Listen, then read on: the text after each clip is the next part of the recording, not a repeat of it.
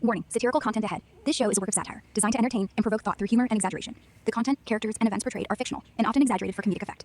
Please be aware that the information presented may not always be factual or accurate. Always fact-check information. While enjoying the satirical content, remember to fact-check any claims or statements that seem suspicious or unbelievable. Reliable sources and verified info are crucial for forming accurate opinions and making informed decisions. Stay critical, stay curious, and always seek the truth.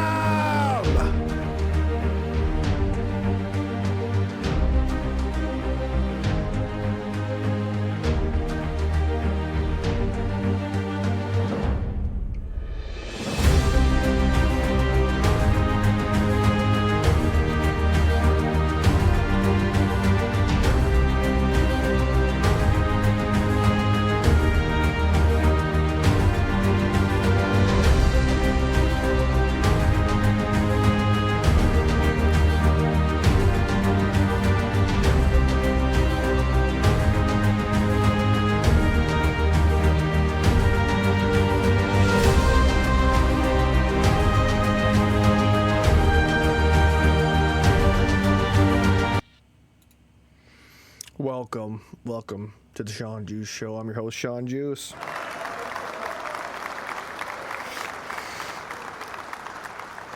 Thank you. And, I guess today, it's Memorial Day, right?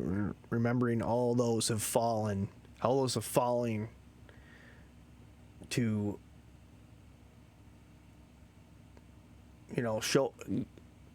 protect our freedoms, why we're losing those freedoms every single day. We got flock cameras popping up. We got data centers popping up. We're becoming a surveillance nation. We're literally getting, it's better to, be tracked, right? It's better to be tracked with these data centers. Like, I can't even think about why the hell we have data centers. Like, it doesn't make any fucking sense to me as a logical person. Yeah, you can use AI, but are you using AI right now and not having a fucking issue? Like, if you ask a certain question? No. But we need this data center in fucking Utah that's going to be, 600 some square kilometer. I don't know, fucking just a giant data center. And I was reading about data centers in Georgia, how they're fucking popping up all over. They're draining so much water in Georgia. These people are running out of fucking water. Like, the water pressure is dropping in their homes. Like, there's like going through the tap. There's not much water coming out of my tap. Wonder why. Well, why is that? Oh, because the fucking data center is sucking it dry. Yeah. Well, here I got to think about a Memorial Day is more than just fallen soldiers. It's about our First Amendment auditors out there that are doing us citizens of freedom. The Blade Runners that are cutting down the flock cameras. They're doing us a freedom. That's what I say. And here I got my grandpa's Springfield Model 511 right here. Okay. I will be doing my streams with this from now on. For freedom. That's what you have to do when your Second Amendment's there for a reason. If you have a discrepancy with your government, right? They're not listening. Your local government's not listening to you. They don't want to listen to you because your federal government's not listening to you. They're run by pedophiles. It's fucking Democrats, Republicans. It doesn't matter. It's the same side. They're the fucking two wings of the same bird. It doesn't matter. Okay? You're meant there to believe that they brainwashed you enough that you're just fucking listening to Trump 24/7. Dan Bonagino, whatever the fuck you want to listen to, and they're just going to keep corrupting your mind. My side's right. My side's right. My side's right. Well, you'll never be united that way. And when you're not united, guess what? They can do whatever the fuck they want to you because you're a pathetic human being of a person. Okay? I'm drinking this wine right here, Al. Tell you what, talk about inflation and shit. This is probably the best bottle you can get from Vincent Joe's for $7.98 a bottle. It's a fucking gallon. California Republic, right? Well, we need to start something else new.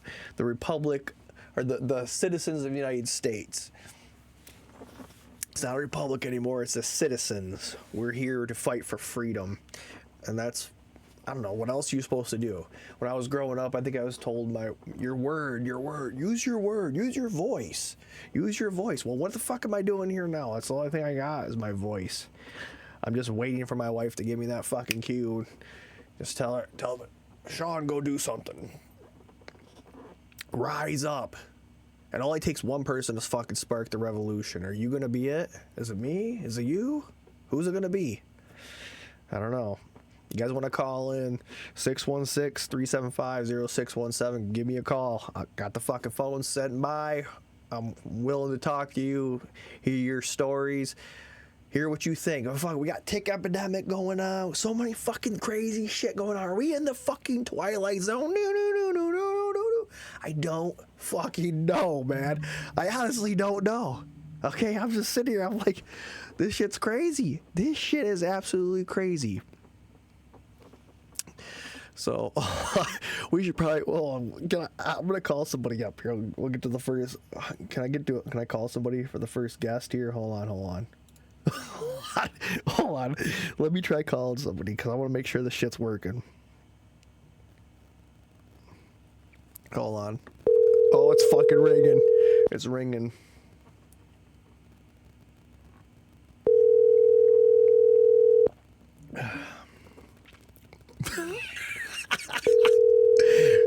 You're live on the Shawn Juice Show, motherfucker. Hello? Hey, what are you doing? Huh? You're live on the Shawn Juice Show, motherfucker. Fuck, you're not sleeping, dude. I'm going back to bed. You are live on the Shawn Juice Show. I'm going back to bed. Good night. Good night. What do you mean? You sound like you're fucking awake. You're partying. No, I'm not, dude. You got tons of shit going on. It's 1 o'clock in the morning, man. I just started. No. Good night. Good night. Good night, dude. All right. We'll see. Hey, late. Yeah. All right, you didn't want to talk. But anyways, let's get into the show. We got tons of crazy clips. Like, I haven't done this in forever. I've been, like, I don't know, I've just been fucking depressed thinking about fucking gas prices, man. Like, you could fill your fucking tank for $100? Oh, no, you can't because the credit card stops. It fucking stops once it gets to 100, and then you got to start going again. You got to fucking put your credit card in to fill up the rest of the way. Oh, that's so fucking great for America, right? We're making America great again. This is the fucking best America that's ever been. Fucking pathetic.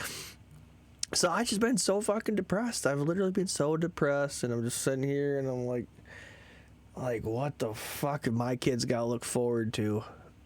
It's so fucking corrupt. The government is literally pedophiles. They're eating fucking kids. And yet nobody here wants to rise up and do something about it. And then it's getting so bad that the local governments don't give a fuck about what the citizens have to say. You're fucking pathetic. We're not going to listen to you. You said no for a data center. We don't give a fuck. We're just looking to put a data center in. We don't care what you say.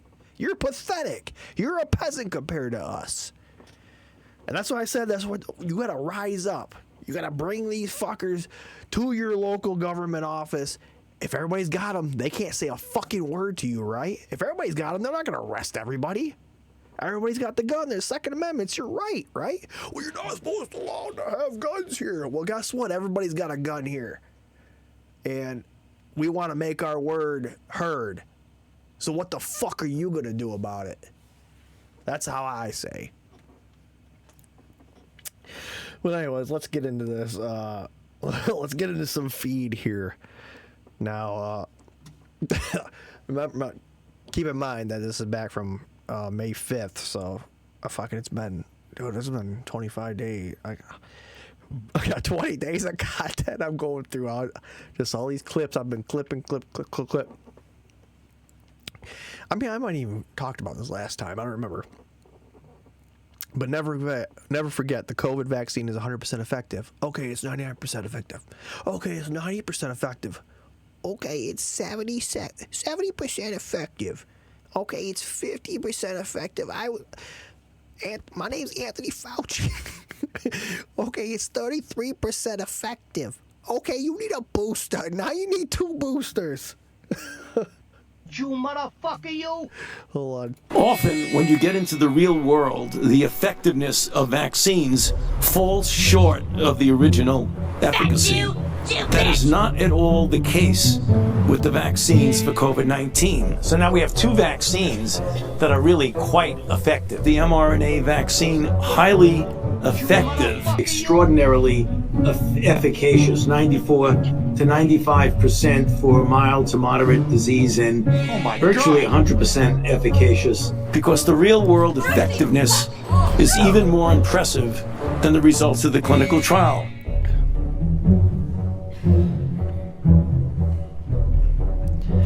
If this guy is not, like, they're fucking eating kids and this guy's doing this shit to us, of course he's gonna get off scot-free. This is fucking nothing compared to eat fucking kids and just taking it away. And this is pathetic.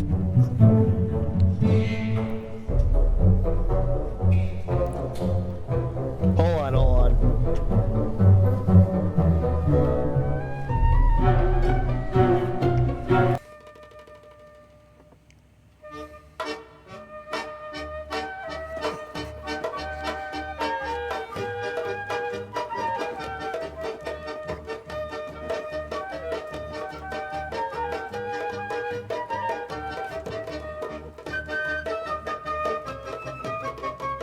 Are you following along?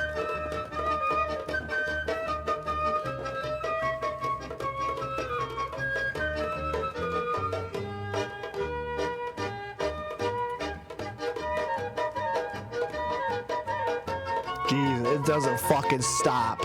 It doesn't fucking stop.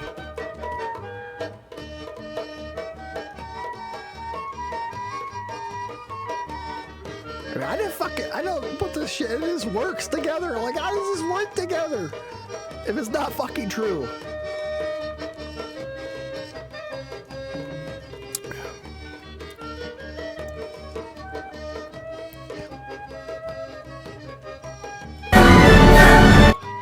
Jesus Christ. Oh my God. Oh, fuck.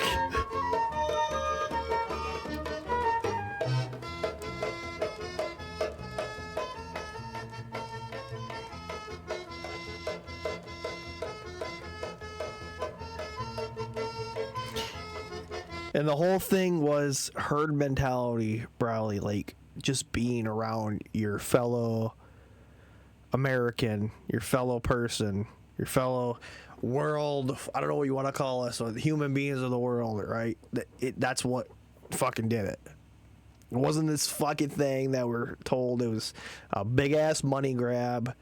And we all fucking remember masks. You know, the funny thing about that is that the First Amendment auditors, you watch them. I fucking love First Amendment auditors because they are literally protecting our rights every single day. And, you know, it's funny that they get paid on YouTube to do that because that's literally their job. They just go around protecting our rights and they get paid because people watch the videos. Okay? Well, put on a fucking mask. You know, because you're protecting your face when you go out in the public, because if you don't want to be filmed, that's what you got to do is put on a mask, right? Because fucking flat cameras are everywhere nowadays. You know, you want to protect yourself, you want to put on a mask. So he put on the mask, and everybody's like, why are you wearing a mask? Why are you wearing a mask around here? Well, motherfucker, because it was fine COVID. Fine in COVID days. Oh, hold on. Oh, this is pretty funny. This fucking Japanese pop star, I remember this shit, takes a bite out of the McDonald's new Samurai Muck ahead of its release. Watch how fucking much of a bite this bitch doesn't even take. This is like she knows what's in this shit and she doesn't want to eat it. Okay.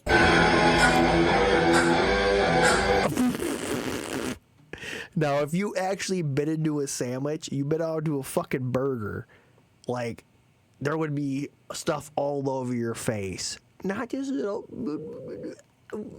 the CEO was so pathetic they couldn't even take a fucking bite out of a burger from McDonald's. Your own fucking restaurant, you can't even take a fucking bite out of it. You're eating salads the next day. You're pathetic.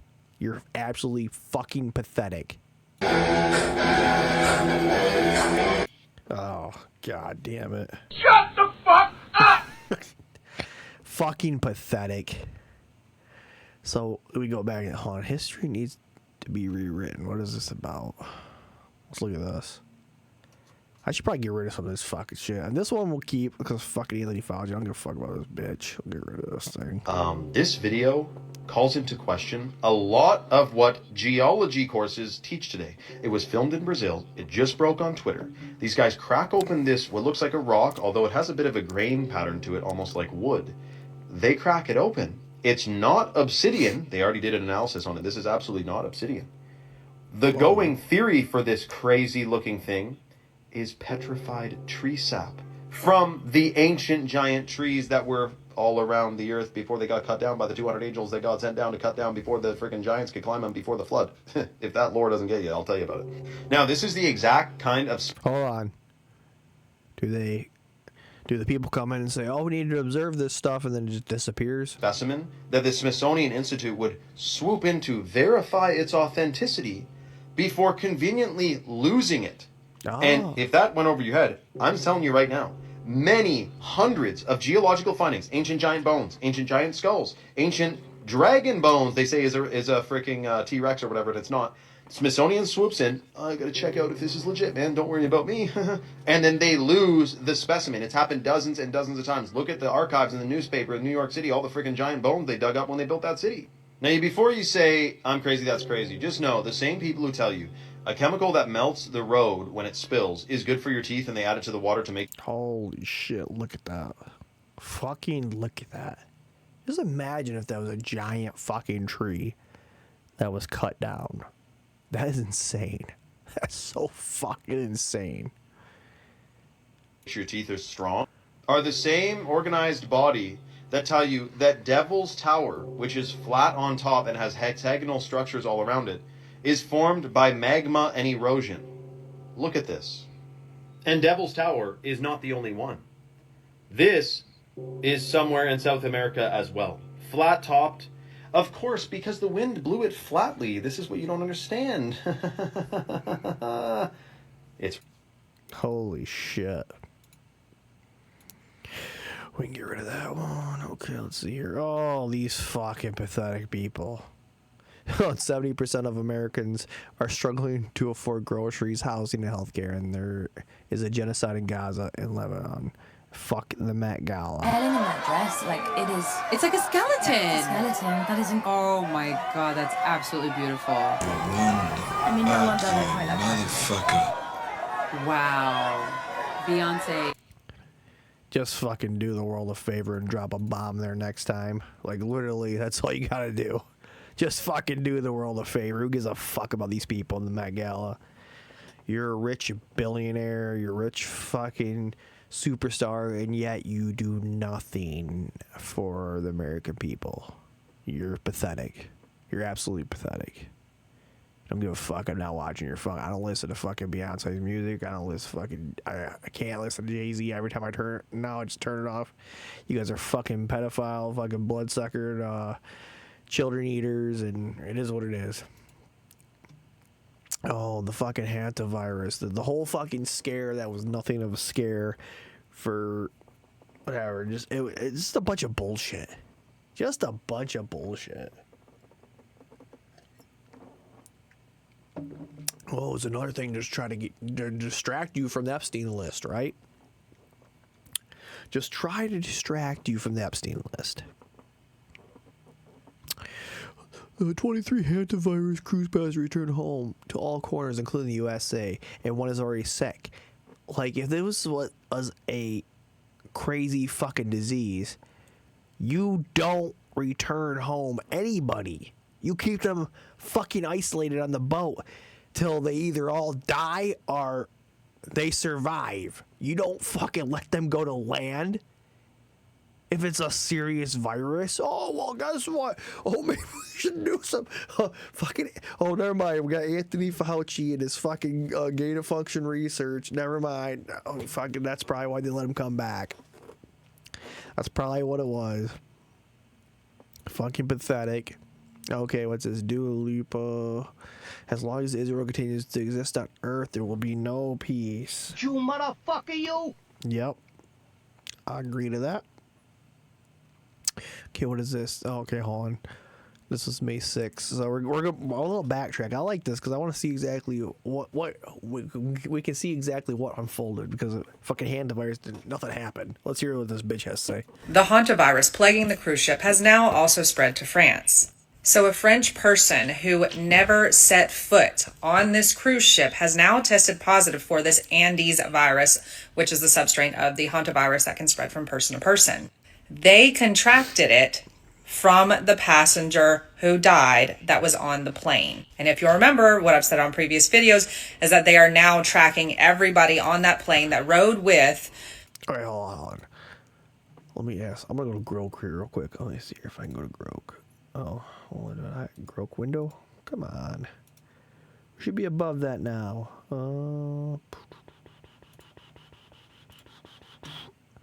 Okay. Hey, Grok, what's going on with the hantavirus now that we were so scared and we thought it was going to be just like COVID and everybody's going to get into a lockdown? What's going on with it?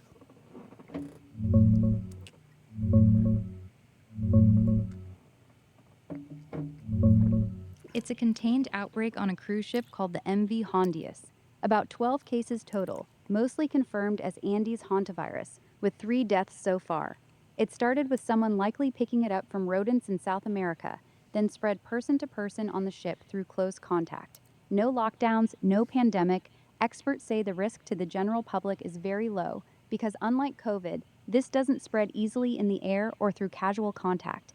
It needs prolonged close exposure, and there's no rodent reservoir here in the U.S. to keep it going. So to shut down the fucking hantavirus because that's pretty much what it was. It was fucking nothing. So, yeah, I don't need to listen to that shit. Don't need to listen to that. What is this? All the cell phones I've ever had. Let's watch this. Here's all the cell phones I've ever had. My first phone, the Motorola V1. Did I fucking have one of those? I might have had one of those. 120. It actually has a real antenna, which I used to chew on. I thought I was so cool because I got this clear case. The only game it played was Snake. And this is the phone my dad called me on the morning of 9/11 to ask me if I had heard about what was I don't think I had that. I think my first one was a Nextel. going on at the World Trade Center. I worked across the river from it, so yeah. Second, the LG VX4400. It had color-coded caller ID. You could set a color to your friends, and you'd know what friend was calling from across the room because this would light up that color. I'd answer it like this. Yeah, hey, what's up? I am smooth. The LG Envy, my first phone with a camera and a full keyboard. Ooh. And it was cool because you could open and close the lens. The LG NV2, which nobody I had that fucker. was envious about. First phone that I had with a touchscreen, and it was horrible. It was the worst touchscreen in the history of cell phones. Also, fold-out keyboard. It also had a camera, but they took away the ability to close the lens for some reason. After that, I had a Samsung Alias, which was the best phone in the history of phones. And of course, I can't find it. Also, I dropped it in a pool, so I replaced it with everybody's favorite, the Motorola Razr. Camera, no keyboard. One of my friends gave me this Quickfire. It does this, which is the most satisfying thing to do. We had phone fidgets in the early 2000s. Then I got an iPod Touch, which isn't a phone, so... Then I got an iPhone 4. I don't remember there being an iPhone 1, 2, or 3. I had the first iPhone. I don't remember how, like, I was thinking, like, the first iPhones compared to, like, the fucking first Tesla and shit. It's like, I bought it pre-owned. Like, I would never fucking buy a Tesla brand new, so I'd probably buy it pre-owned. Anyway, this was the boss back then. After this, I had the iPhone 5C, which was the embarrassment of all the iPhones. I ordered it, and I picked the color, and I thought it was going to be deep yellow, but it ended up buttercream yellow. And I need to find it, because it still has Flappy Bird on it. Then I got this iPhone S, but I dropped it in a swamp. So I replaced it with another iPhone S. And then this one started working again, so now I had two. Then I got the SE and I was the coolest mofo in town. The only color option left when I bought this was rose gold, so I was even cooler. And as you know, I don't like pink, and somebody accused me of being misogynistic because of that. I just don't like the color pink. Yellow is my favorite color, and that's not exactly manly. I think this is also an S. I found it in the woods, like the middle of the woods, but it's locked. Then I got the 12, I still use this one as a backup camera. Then I got the 13, and I also still use this one. I'm filming this on my 17, but I really wish I could go... I'm filming this on my 17, but I really wish I could go back to my 13 because it has a way better camera. And here's a pager as a bonus. Is a pager and a beeper the same thing? I never cared to find out. Yeah, the same thing. Okay, bye. Okay. So I like that video though. That's a pretty good video. I'm not gonna lie. That's a pretty good video showing all those different forms. Oh, this is interesting. I didn't watch this clip yet because I've watched X-Files. I probably fucking saw it on the actual show, but I never actually watched this clip. According to X-Files, hantavirus is planned Armageddon that there is no cure, instigated by aliens. Predictive programming for 2026. Let's listen to this. You right? You know my work? I was right about Dallas, wasn't I? How are you right? Are you familiar with the hantavirus, Agent Mulder? Yeah, it was a deadly virus spread by field mice in the southwestern United States several years ago. According to the newspaper, FEMA was called out to manage an outbreak of the hantavirus. Are you familiar with what the Federal Emergency Management Agency's real power is? FEMA allows the White House to suspend constitutional government upon declaration of a national emergency. Think about that. What is an agency with such broad sweeping power doing managing a small viral outbreak in suburban Texas? You're saying it wasn't such a small outbreak? No. I'm saying it wasn't the hantavirus. Well, what was it?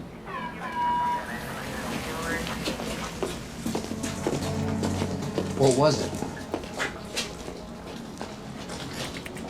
When we were young men in the military, your father and I were recruited for a project. They told us it was biological warfare, a virus. What killed those men? What killed them, I won't even write about. We have no context for what killed those men, or any appreciation of the scale at which it'll be unleashed in the future. A plague? A plague to end all plagues, Agent Mulder. A silent weapon for a quiet war. The systematic release of an indiscriminate organism for which the men who will bring it on still have no cure. They've been working on this for 50 years. While the rest of the world have been fighting gooks and commies, these men have been secretly negotiating a planned Armageddon. Negotiating with whom? I think you know. Dun dun dun. You know what? Who you think they know? I don't know. It's X-Files. Let's keep that one. 323 vials containing deadly virus go missing from a lab in Australia. How the fuck do you have just random vials go fucking missing in Australia? It doesn't make sense. That doesn't make sense. Among them, nearly 100 vials contain the Hendra virus, transmitted from horses to humans. Are we in a fucking simulation? This has to be a simulation. It has. Hold on. Now, I want to stress that there have been no public health incidents linked to these You materials. fucking dung. So we have no evidence so far of any event occurring as a result of the loss or the destruction of these materials. The department is taking... How do you lose vials? Tell me that. How does that happen? ...all necessary steps to ensure that it does have the appropriate regulatory matters in place. It is liaising with the federal record-keeping bodies and the federal accreditation bodies, as well as with our own Department of Agriculture. It has... That guy literally did not know what the fuck to say. He just kept, I just saw like a bunch of bullshit. Hold on. Now, I want to stress that there have Shut been the no... fuck up! There we go. We ended it that way. That's how you gotta do it. Like, I don't understand that. Okay, hold on. What's this? Okay, and remember, I'm working my way back up because like I haven't done a show in forever, so I just said finally I need to do it. We're getting to that point. I just got to get back into the groove and continue this. So now you're telling me there's one guy who made a video about, okay, yeah. This chick, Maddie Evans, I remember watching her stuff, and she was talking about how this guy, he made clips of the video about this hantavirus, but he's like a spokesperson or something. He's not actually a real person. Like, I don't even know if there's actually somebody from this boat that made a fucking clip about the hantavirus. And what the hell was the point of it? What was the point of the hantavirus? It was just something to try to distract us from something? I don't understand. Let's listen to her. Alright guys, for real, this is the last mini deep dive I'm doing on this hantavirus cruise ship thing. Well, allegedly. We all know I have no self-control. So I went back and tried to strip this thing down to just source documents. So like not anybody's reporting on someone else's reporting, but like actual documented sources. And I found a lot of red flags in doing so. First red flag, the official departure date is completely inconsistent. I found from 2 government sources 2 different dates. How come the CDC of Africa says that it was on March 20th, 2026, that the ship departed Argentina, while the World Health Organization says that the vessel departed Argentina on April 1st, 2026.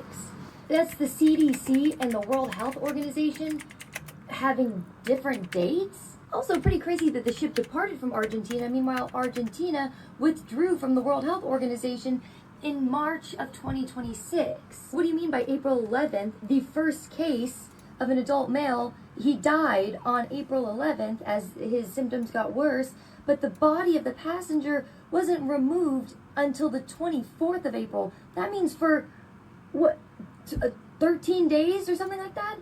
He was on board? A body was on board? Also, I was on the MV Hondius's Wikipedia page, which is the ship that they're all on, and it says that the maiden voyage was in 2019, which is cool and all, except for the fact that when you go to the history of all the edits, it shows that the creation of this page was on May 5th, 2026. While the media has been making out this Jake guy to be some just random American who got caught up in a bad deal, I went to his Instagram. He's partnered with Oceanwide X. Like, that was not disclosed in any of these articles. He also, back in 2023, I believe it was, 171 weeks ago, he did a cruise with them already to South Georgia and had these pictures. So, for all I know, he could be reposting some of these pictures that were on his page from forever ago. Oh, guys, get this. The aboard Oceanwide Expedition ship Appliance. This is from the largest 2024. Indian colonies in the world. After a 2-day journey at sea from the Falkland Islands, we arrived at South Georgia Island. Our first landing site here was going to be Salisbury Plain, which is home to a king penguin colony of about 60,000 breeding pairs. This is a place I always dreamed of visiting, and I was brought to tears on arrival. He was there in 2023. What are you talking about? So for the record, my conclusion is not that this is fake or anything like that, okay? My conclusion is that the public timeline is messy and that official sources don't seem to agree, and that some of the most important, dare I say, Alright, yep, we're gonna get moving on. Okay, I just came back from my cruise in Argentina.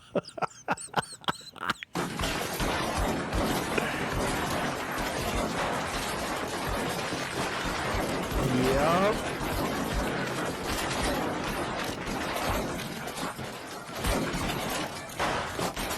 Jesus Christ. Yep. I agree with that. Okay, what's this? Okay, I literally laughed out loud at this. Footage from the last night during the Los Angeles mayor debate. Democrat Ethan Rahman is speaking to the camera on Pans to Spencer. Los Angeles must vote Spencer Pratt to save LA. Sure how to respond to that vision of Los Angeles. This is a MAGA Republicans' idea of what Los Angeles looks like. This is really not. He's probably gonna win, but I don't know if I trust him anymore. I really don't know if I trust him.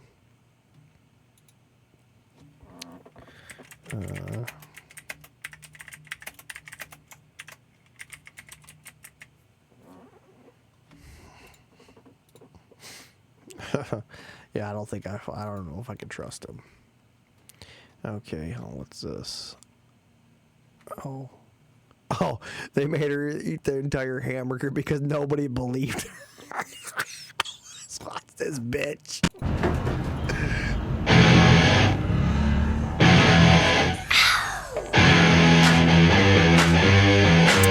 You gotta eat this fucking hamburger, okay?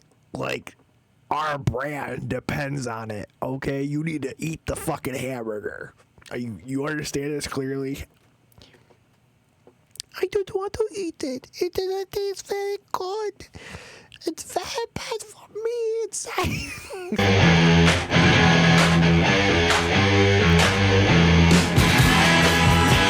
Oh, you will eat this fucking hamburger, bitch, or your brand deal is done with McDonald's.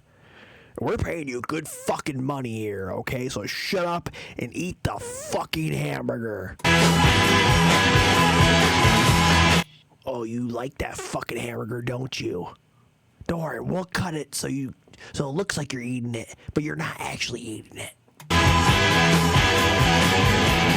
Oh yeah, just imagine this is the best thing you ever fucking tasted, and you're loving this hamburger for all you can take in. Just deep throat that fucking hamburger and open your mouth as wide as you can and take the biggest bite you fucking ever had. This is fucking.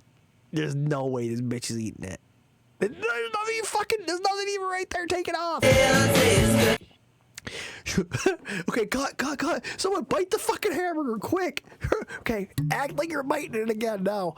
Oh my god, this is so fucking pathetic. This is so fucking pathetic. Like, I don't even know what to fucking, Stupid bitch. I don't even know what to say here at this fucking point. She's not actually eating the fucking hamburger. They're doing cuts. She's not actually eating it. If she actually ate it, there'd be fucking stuff on her face. This is pathetic. This is fucking pathetic. Yeah, you can cut it to make it look like someone's eating the fucking hamburger without them actually eating it.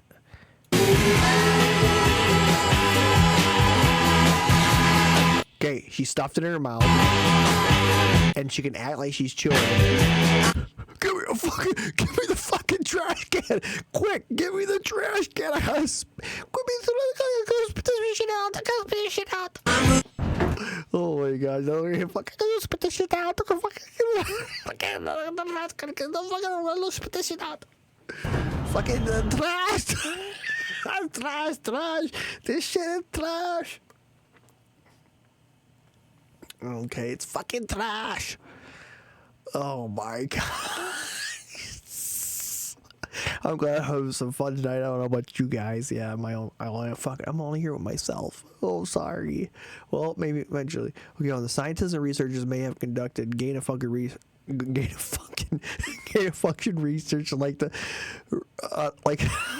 research on the hantavirus, possibly making a pathogen more virulent. Okay, let's see this. In order for hantavirus to typically spread from human to human, it needs to be through very close contact, like sexual intercourse, which is generally not required for a virus like SARS-CoV-2 or influenza. Is that right, doctor? Because I don't think the KLM flight attendant who is now hospitalized was banging the infected passenger who later passed away. So what the hell could be going on here? Could something have changed in recent years? A mutation of sorts? Maybe even a man-made one? This is a tweet from 2012 from Jason the Germ Guy Tetro, who is an immunology researcher, and he said, quote, "Overheard behind me while watching H5N1 NAS workshop today. You really want to make a pandemic, make hantavirus human transmissible." Purely hypothetical, but I think the question that everybody has and everybody wants to know is, have we been doing something like gain-of-function research on the hantavirus? Well, here's what I found. Oh my god, hold on. I'm gonna call this guy right now. Let's see if we can get somebody in here. I'm gonna go, hold on. Okay, I'm gonna we're gonna call somebody right now. Let's see here.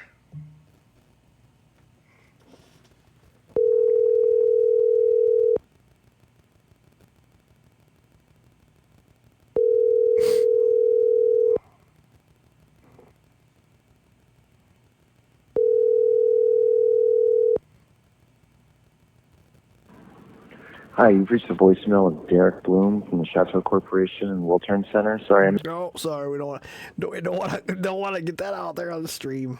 Okay, we'll go back. I tried calling somebody, that would have worked. Quote, research into the hantavirus often involves studying viral entry, replication, and pathogenesis to develop vaccines and therapies.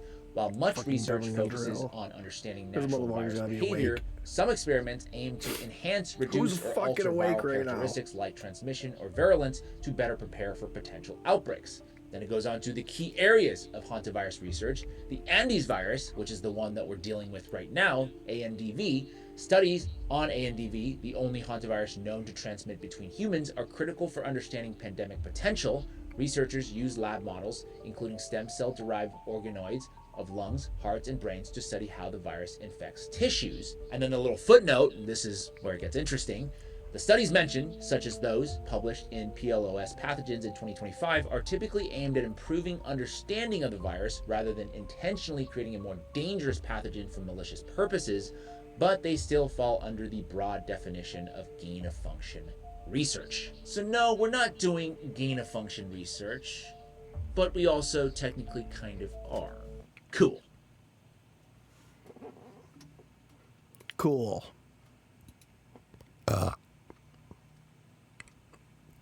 Okay, what is this? Man creates free energy set up in his garage. Expected to see him commit suicide in a couple weeks.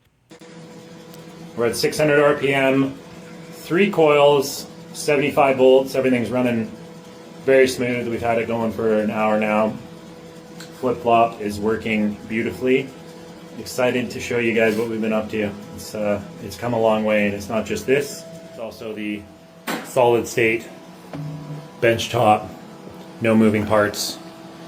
Everything's no moving parts. Hold on. What the fuck is going on here? This can't be possible with no moving parts. Coming together, you guys. Limitless potential technologies. All of you, all of our tech, limitless potential.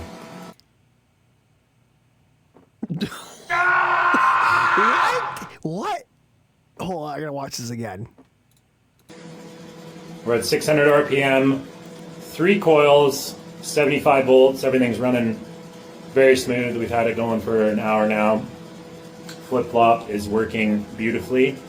Excited to show you guys what we've been up to. It's come a long way, and it's not just this. It's also the solid state bench top, no moving parts.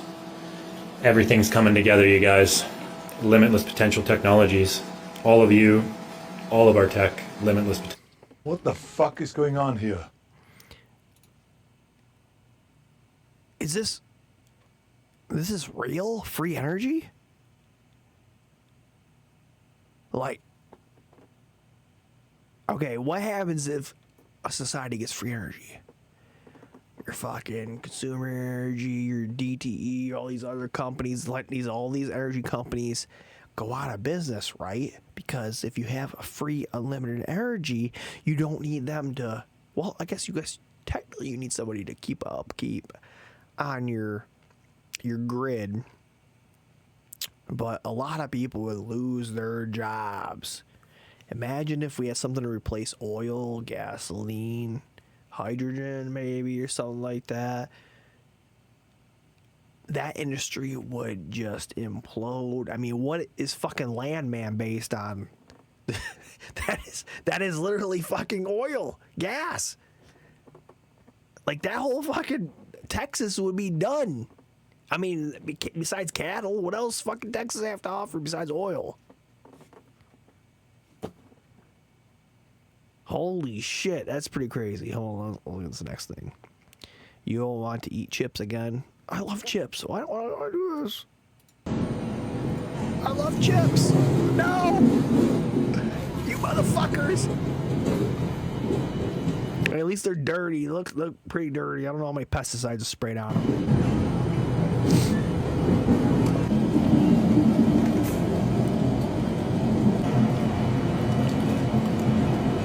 Remember, if you guys are in the show right now, call in 616-375-0617. I get so many fucking spam calls, it doesn't matter. I'm gonna give my phone number out. Who gives a fuck?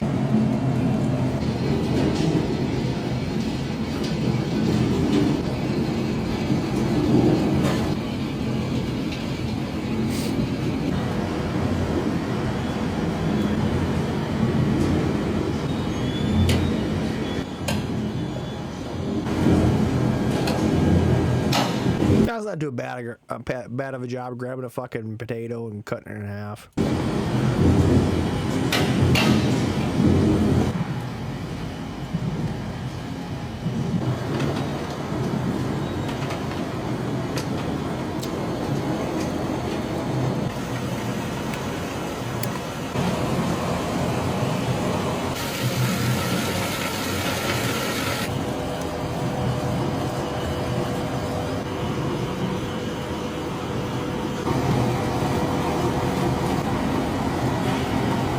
Okay, this just looks like a manufacturing process for potato chips. I don't think I'm still gonna eat a potato chip. I don't fucking care.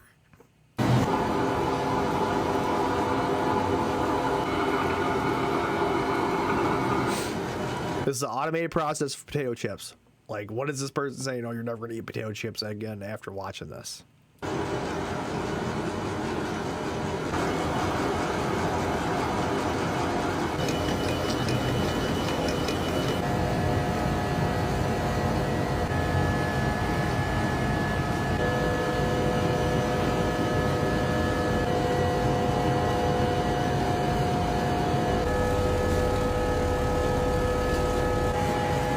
It looks fine to me.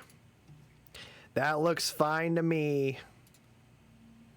Okay, I like that. Okay, what's this? Okay, look at this fucking douchebag. Hold on, who's this guy?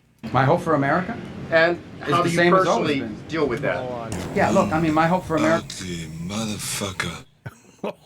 Because what it's always been. I think it's the hope I hope we all share. We want it to continue to be the place where anyone from anywhere can achieve anything. Where you're not limited by the circumstances of your birth, by the color of your skin, by your ethnicity, but frankly, it's a place where you are able... You fucking don't believe that, Marco Rubio. You're a lying piece of shit. And you are not a fucking American. You are a fucking Israeli and American type person. You don't fucking care about American people. You give a fuck about your own pockets. You give a fuck about your own coffers. You don't care about anybody else but yourself. You are pathetic. And how big are your fucking ears? Like, what the fuck is going on there? That's pretty fucking wild, buddy. Able to overcome challenges and achieve your full potential. I think that should be the goal of every country. Oh, achieve your full potential at fucking $100 per fucking half a tank of gas. You know, fucking, yeah, that's fucking achieve your full potential. In the world, frankly. But I think in the U.S., we're not perfect. Our history is not one of perfection. I ain't listen to this piece of shit. You are fucking pathetic. Hold on, I'm gonna fucking type something out. Marco Rubio. Marco Rubio. You are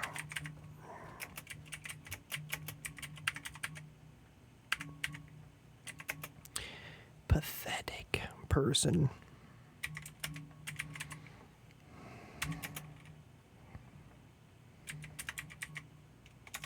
Oh, and stop your anti-Americanism.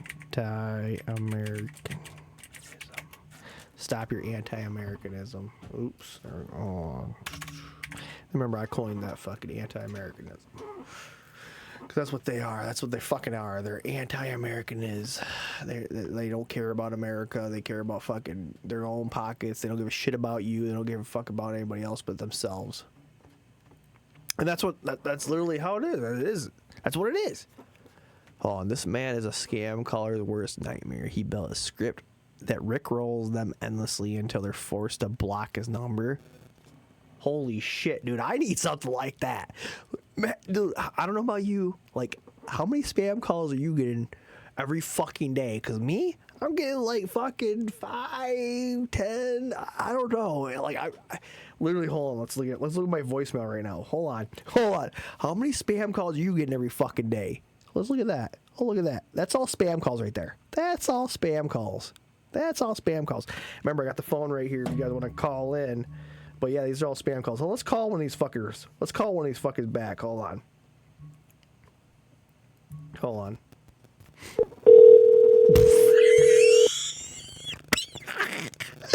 Let's call one of these fuckers back. You piece of shit.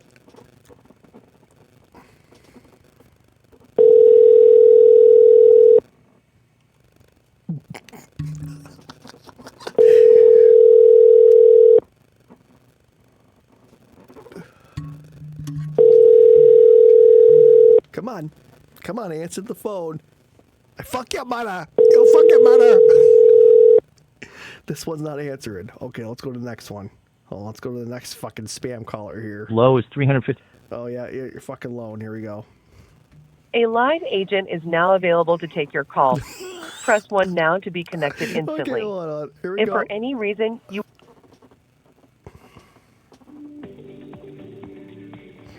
Your call is very important to us. Please stay on the line and you'll be transferred to the next available agent. Fuck you, bitch. Fuck off! Well, let's see what they're going to say. Let's see what they say. It's a live agent at 1:42 in the morning. Or EST.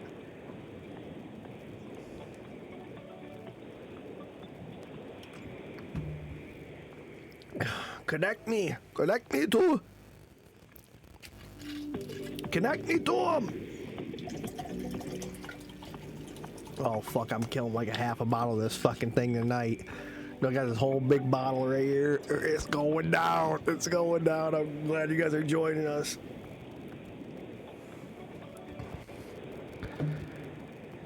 Okay. This does not seem like that person's connecting. Let's go to the next one. We're going to see if we can connect to one of these callers. We're going to see if we can connect to one of these callers.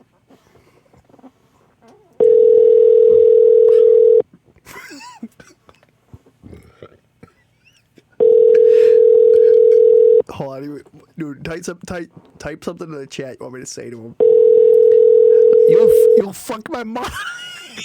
You fucked my mother.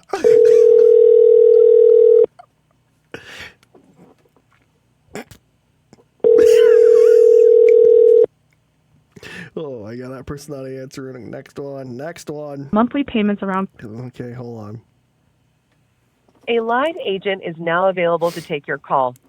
Press 1 now to be connected instantly. Please press I'm pressing 1. Your call is very important to us. Please stay on the line and you'll be transferred to the next available agent. You fucked my mother. Oh my god.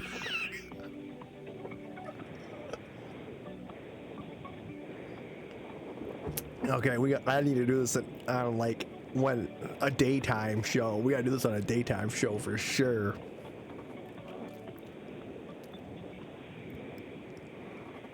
If you guys are new here, subscribe, please.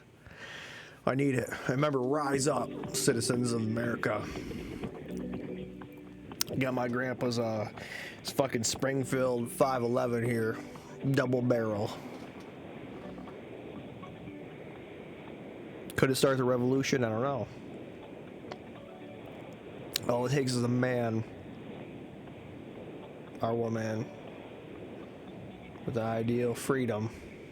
So I think it's citizens of the United States. It doesn't need to be about government anymore. The government we can't trust. Your call is very important to us. Please stay on the line and you'll be transferred to the next available agent. Who knows what the fuck they're doing with kids? Fucking eating them, raping them. And yet we're just sitting here like, what? We're in a position where people can't do anything because you can barely survive. That's the fucking problem. Okay, you expect a revolution to happen? No. A revolution happens where you just give up everything that you have. And you say, fuck it. You just give up everything. You say, I'm going to lose every fucking thing because this is my belief. This is what I believe in. I believe this is what's right for the American people. Citizens all around the United States. Oh, yeah, goodbye. Fuck you, piece of shit.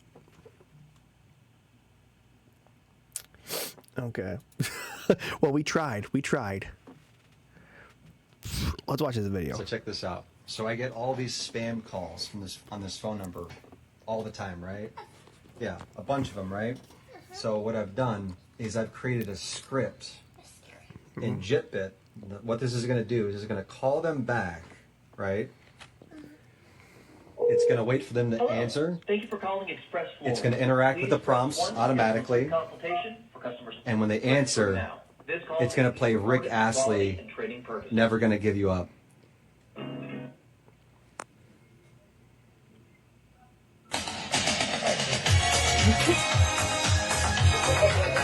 So now, and then he hung up.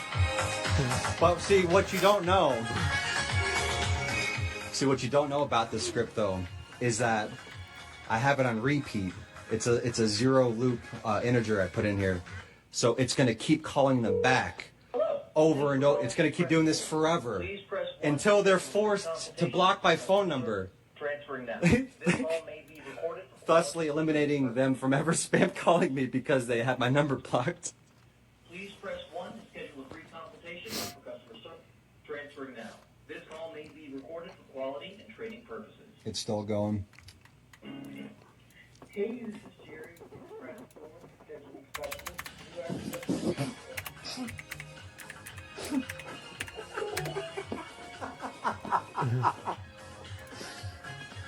Oh my God. This is so satisfying. I think I just found my new favorite thing in the world. And it's just going to keep on calling them all day long. It's never going to stop because you know what? Fuck these people. Yeah, go ahead and answer. I'm never going to give you up. I'm not going to stop until you block my phone number. Yeah. Yeah. That's what you get. That's what you get for spam calling me. Yeah.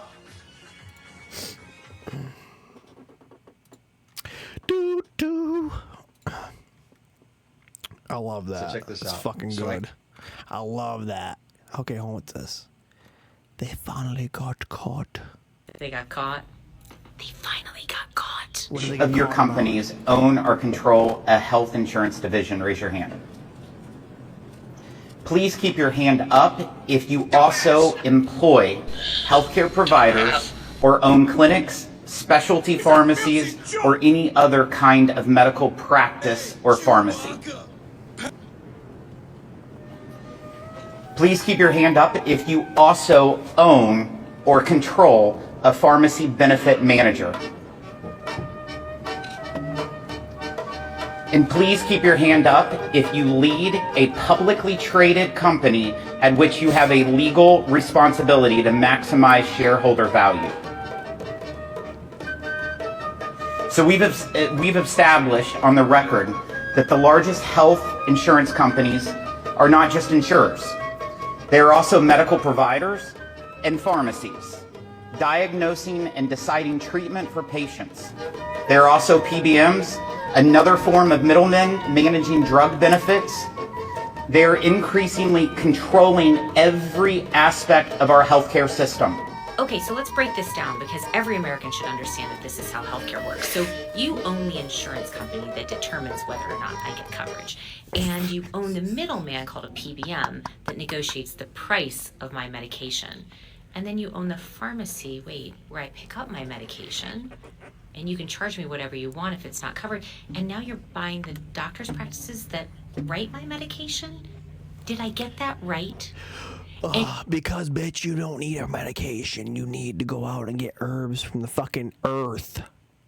Okay?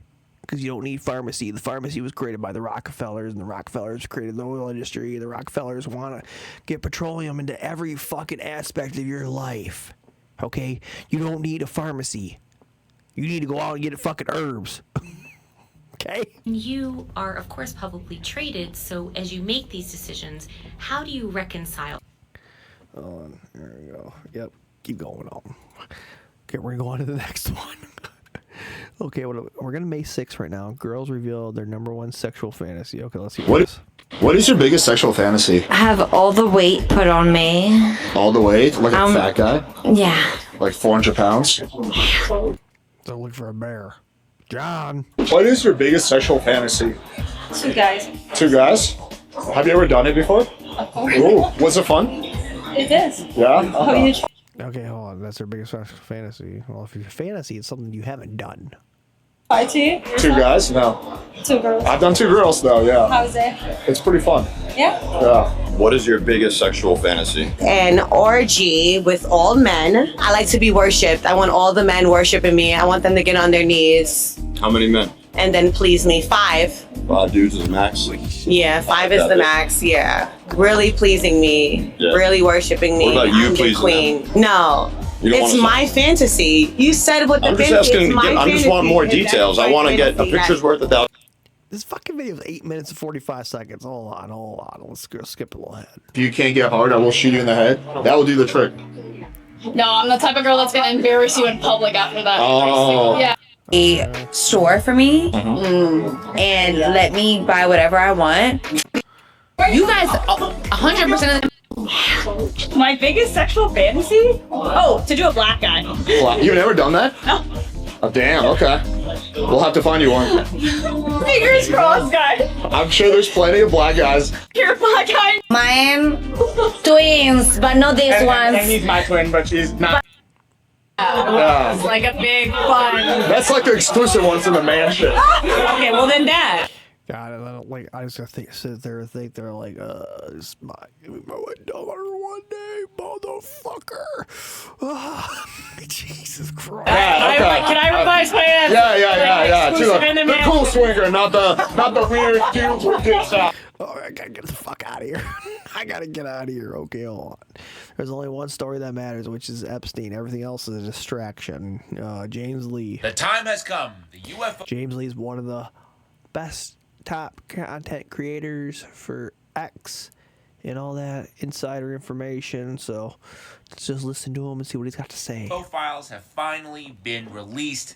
Let's talk about it. But first, remember when they told us that politicians were allegedly eating babies and partaking in some kind of very dark ritualistic sacrifice and nobody did anything about it? Or that Trump is allegedly being controlled by Israel and that Jared Kushner is his handler and now we're at war with Iran? Or that he and Epstein allegedly did some things to a woman and that woman was later found suicided with her head blown off and the police said there was no way it could be a suicide, and Cash Patel did nothing to investigate this?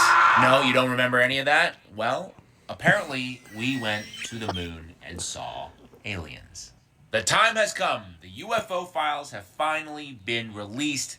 Let's talk about it. But first, remember when they told us that politicians were allegedly eating babies and partaking in some kind of very dark ritualistic... Your call has been forwarded to an automated...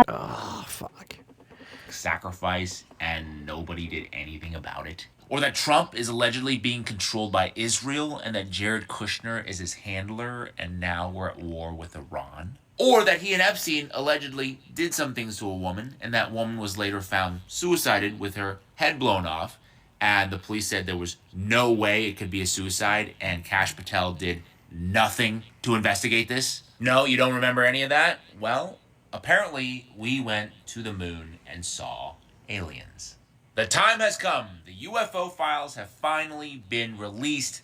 Let's talk about it. But first, remember when they told us that politicians were allegedly eating babies and partaking in some kind of very dark ritualistic sacrifice and nobody did anything about it? Or that Trump is allegedly being controlled by Israel and that Jared Kushner is his handler and now we're at war with Iran? Or that he and Epstein allegedly did something... Yeah, I think we listened to this already once. Yeah, that's a pretty good one. Flock safety cameras. Yep. Okay, hold on, here we go. And it's come to my attention that there are several flock cameras installed around our town. My resources count over 30 of them, and I have graphics showing where they are. I'd like to be passed around to the guests here tonight so they can see where these cameras are. These cameras utilize AI to track you and your family when you're out in public. They run by a company, Palantir. This company claims that they just record movement of vehicles and they will reduce the crime rate to 0. However, people much more educated than I on these cameras have proven this to be false when speaking to their city councils. They do not monitor where you drive, but they also monitor where you walk, what you do, what you say, what's on your phone when you walk by, and they spy on you all the time. Today I walked around and I noticed the one down by the bridge was pointed towards the courtyard and the field, not towards any roads. So why would it be pointed towards the river, not towards the streets, if it's just to monitor vehicles? Also, in order to bring the crime rate down to zero, they would need to be able to predict crime before it happens. And I think that that is a slippery slope.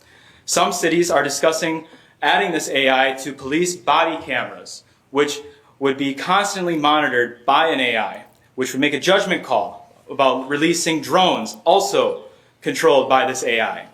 Again, I see as a very slippery slope, along with the military drones that we've seen used over in Iran and in Ukraine. That is not my biggest problem with these, though. The owner of Palantir, Peter Thiel, is a man mentioned in the Epstein files over 2,200 times, making him the fourth most mentioned individual in the files. He accepted $40 million that we know about from Epstein. The victims of Epstein and Ghislaine Maxwell were human sex trafficked, reported almost all members consisting of high-profile and ultra-wealthy individuals, and they witnessed murders, ritual sacrifice, and cannibalism of infants. That being the consumption of human flesh and blood. They used code words for their victims, like pizza, jerky, and grape soda. Grape soda? I have a hard time believing that any human being could do something so evil. This is something that I would be told in a story about vampires. And I don't know about you, but I think that vampires are meant for campfires. Hold on, I want, like, who is he talking to right now? I gotta see who these fucking council members are. Because they're either like, holy shit, this guy's fucking crazy, or holy shit, like, yeah, he's right. They are supposed to be a mythological being, and they're not supposed to be real. And definitely... Hold on, I think we need to get into some Facebook shit. Let's see here. What is this? Oh, they are mocking you. This meme perfectly captures the tech disparity of 2026.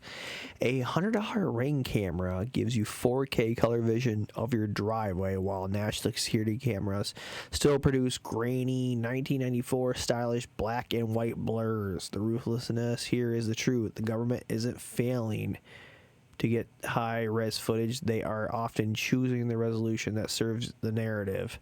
If your Ring camera can see a license plate from 50 feet, but the Secret Service camera can't see the face of the shooter in the ballroom, the system is indeed mocking you. Oh, motherfucker. Oh, fuck. Oh, shit.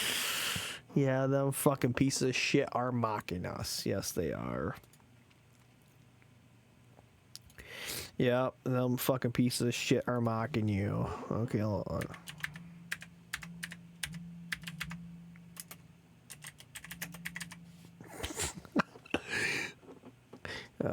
No, I shouldn't do that. Should I? I don't know. Fuck it. Right?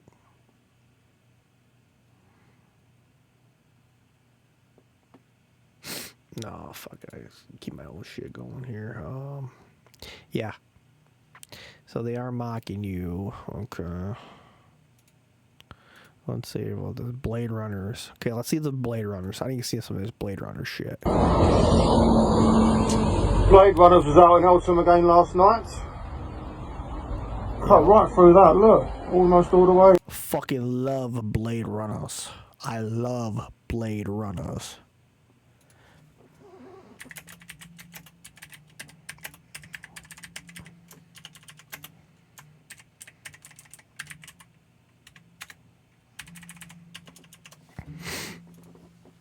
Fucking love Blade Runners. Freedom!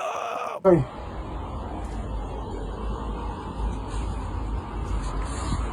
Hello, Khan. Yup. They got JD early. Ooh, this is a good one. Let's watch this shit. They got JD early. Ooh.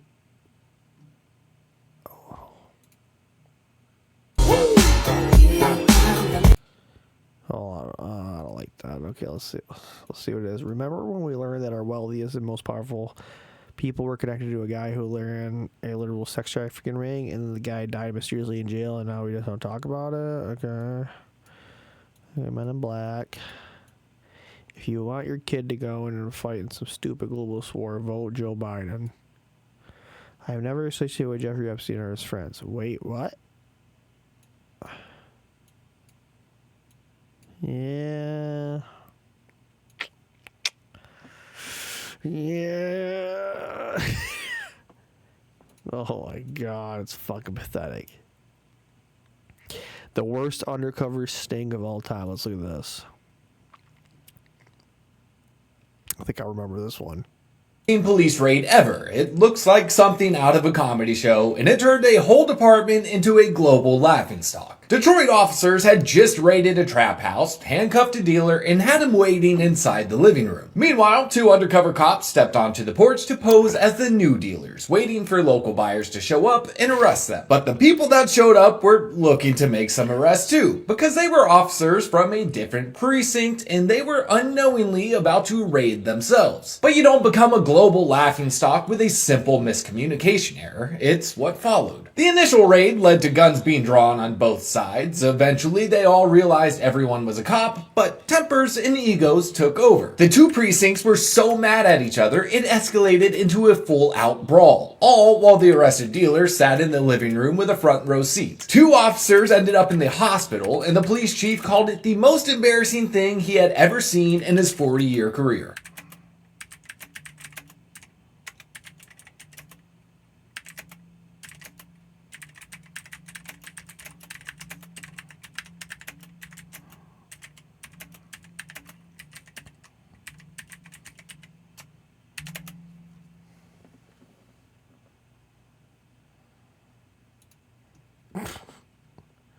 Yeah, this motherfucker. Fucking pathetic. These fucking people are pathetic. It's called the most... The whole Facebook movie is a giant lie. It's a propaganda piece. That was a Pentagon program called LifeLog. You've heard this, right? No. Okay. LifeLog is a Pentagon program that wants to basically collect all your data for your whole life. So look this up. What day did the government stop the LifeLog project? Okay, what day? The U.S. government specifically? February 4th. Okay, now... Whoa. DARPA shut down the LifeLog project February 4th, 2004. What the fuck is going on here? Now do me a favor and look up what day was Facebook registered as a business. Oh my God. No way, bro. February 4th, 2004. The exact same day! It was created by DARPA. Yeah. So what is the purpose of LifeLog? To collect all your data for your whole entire life. Holy shit. What? I'm on Facebook right now? Motherfucker. You motherfuckers. You pieces of shit.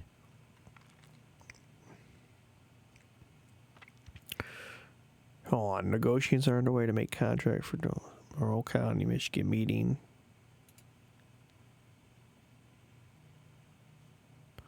They want to load the videos up for me. Yeah, right. And that bothers me too. We already have drones. We don't need drones that are triggered by the flock cameras. We did sign into a contract with Flock for the DFR program, who we already have for the LPRs throughout the county. This is going to integrate with the LPRs that we have. So if we get a stolen vehicle that drives through and hits it, the drone pilot would automatically get an alert with the GPS coordinates and the location. Hit a button, the drone will go up to the predetermined altitude and fly directly to that. Fuck you! When the drone is being launched and flying to a location, the camera is facing straight forward. Once we're on site, the pilot takes over, tilt the camera down, and start searching for whatever we're looking for. Once it needs a battery swap, it comes back, lands, we can send the other one right back up. And we can just leapfrog them to keep it up in the air almost continuously. And obviously drones will only get better. The technology is beneficial because it takes up the slack of how many police officers, right? How much funding is saved by implementing this? No different than the flock cameras. It's essentially like having a... You're a piece of shit. That's what you are. Talking about your flock cameras. Fuck you. Okay, what is this? Okay, absolute mayhem. You fucking high, estúpido! I'm gonna fuck you up!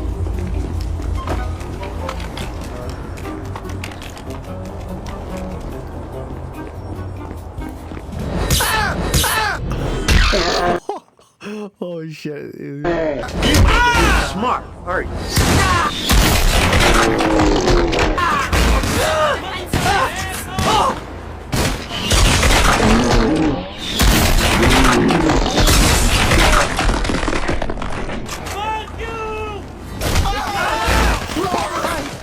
Oh, so the citizens started attacking the cops.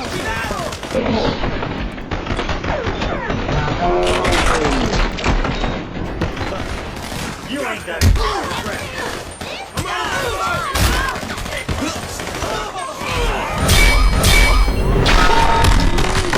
What the fuck?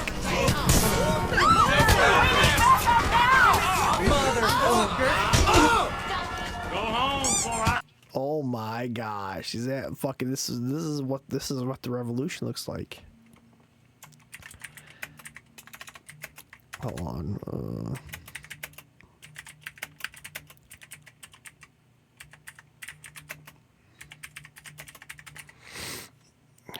That's what the revolution looks like, people. Right there.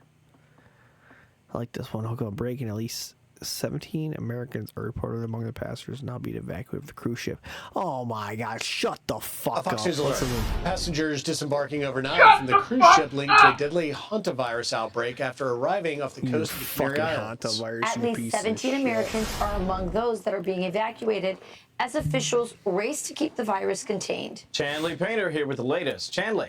Hey, good morning. So the 140 passengers on board the hantavirus-plagued MV Hondias are now disembarking in groups by nationality via small boats of up to 10 people. This after the cruise ship arrived in the Canary Islands off the coast of Africa a few hours ago. The World Health Organization is reassuring people on the island that there's no risk to the public, and Spanish health officials say the passengers all remain asymptomatic. While none of the current passengers have tested. Asymptomatic means you're spreading the fucking virus even though you don't have it. The fuck? Positive for the hantavirus. The outbreak did earlier kill 3 people on board, while several others tested positive. So now the remaining passengers and crew are leaving the ship after undergoing health screenings. And once off the ship... Yeah, okay. Hold on, bro. Understood the assignment.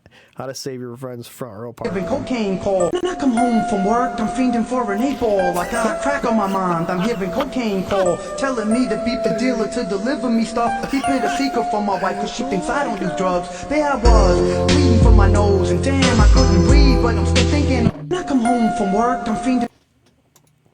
Holy shit. I'm gonna do that. I'm gonna fucking save a parking spot like that next time. I swear to you, I will do that. I don't care. That's fucking perfect. That's absolute perfect. Yeah, 100% how to save a fucking parking spot, man.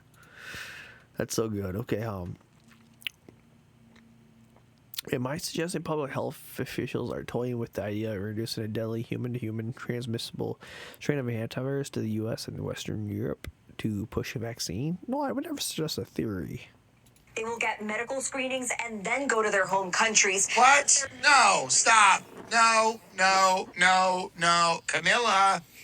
No, they won't. And this is where the story once again does not make any sense, because you're telling us that this is no big deal, not a public health worry, but if you follow the money, the market is actually telling us a completely different story. Barron's, how hantavirus made Moderna a must-own stock again. And it just so happens that on May 8th, 2026, Moderna shares surged approximately 12 to 18% following announcements of the positive data regarding their mRNA pipeline, which coincided, coincidentally, with the reports of a hantavirus outbreak on a cruise ship. What perfect timing. Now, this next part is quite interesting. An NBC News report stated that prior efforts to develop a hantavirus vaccine have stalled because outbreaks tend to be rare and occur in poor countries where pharma is less likely to invest. And that right there is why nobody trusts big pharma, nobody trusts the government anymore, nobody trusts the media, because nothing is ever done in this country for any other reason than making money. Am I suggesting that public health officials are toying with the idea of introducing a deadly disease so big pharma could reap the financial rewards? No, I would never do such a thing. But it would be kind of convenient if all of a sudden there was a human-to-human transmissible strain of hantavirus that was suddenly, shall we say, endemic in the United States and in Western Europe, places where it did not exist prior to this cruise ship outbreak, and more importantly, markets where Big Pharma currently makes 70 to 80% of their money. Yep, makes sense.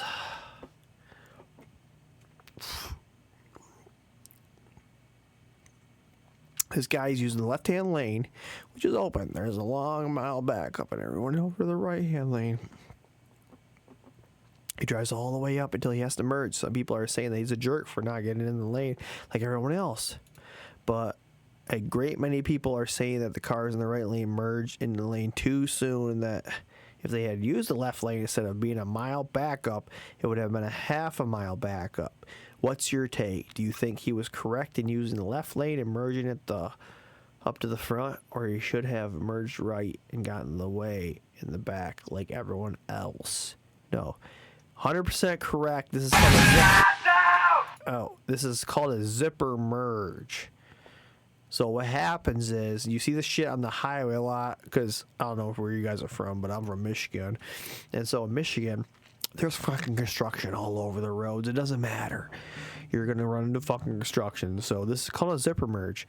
And what it is you're supposed to stay. So you'll see some people say, oh, lane closed ahead. So they'll fucking just start getting over into the lane that's not closed. So if it says left lane closed, they'll get over to the right lane.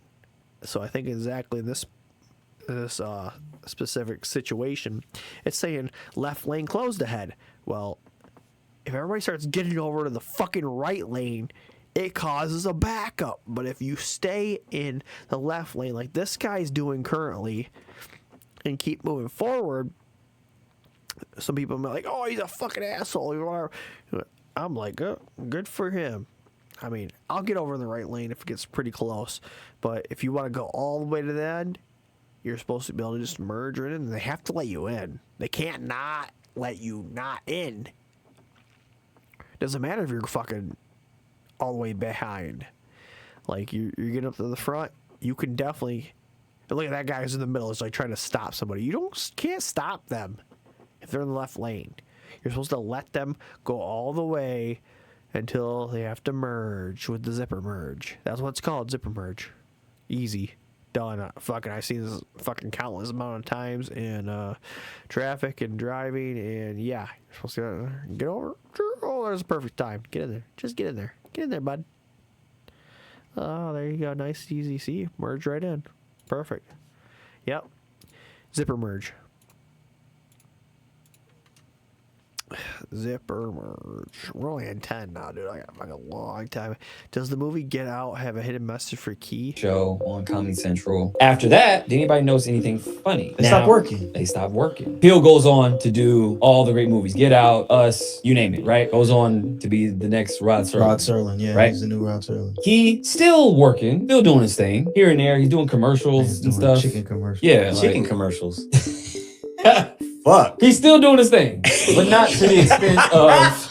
So then there is a comedian by the name of Akilah Hughes. Have you ever heard of her? That's on purpose. So she says in her new stand-up that she was working with Key. They had a show that was greenlit. Then they were about to do it a couple years later. You know, development takes a while. 2022 comes around. They're about to shoot the pilot. Key's wife comes in and says, hey, I got some ideas. We want to do X, Y, and Z. Oh, okay. Okay. All right. Well, whatever. Let's keep doing what we're doing. Wife doesn't like that. And she's supposed to be the executive producer on the show, right? Right. All of a sudden, she's on the show. All of a sudden. Weird. Yeah. Then, right before they're about to shoot the pilot, the wife goes around and sues the company. Show gets canceled. This was right during COVID, like right when they were about to shut everything down. Anyway, that show was going to be, it still had a chance to get greenlit, but that whole thing, her suing it, he just canned it. Here's what the wife looks like. Can anybody tell me why he's with her? Bullbuck Buchanan. Bullbuck Buchanan is... Who is that?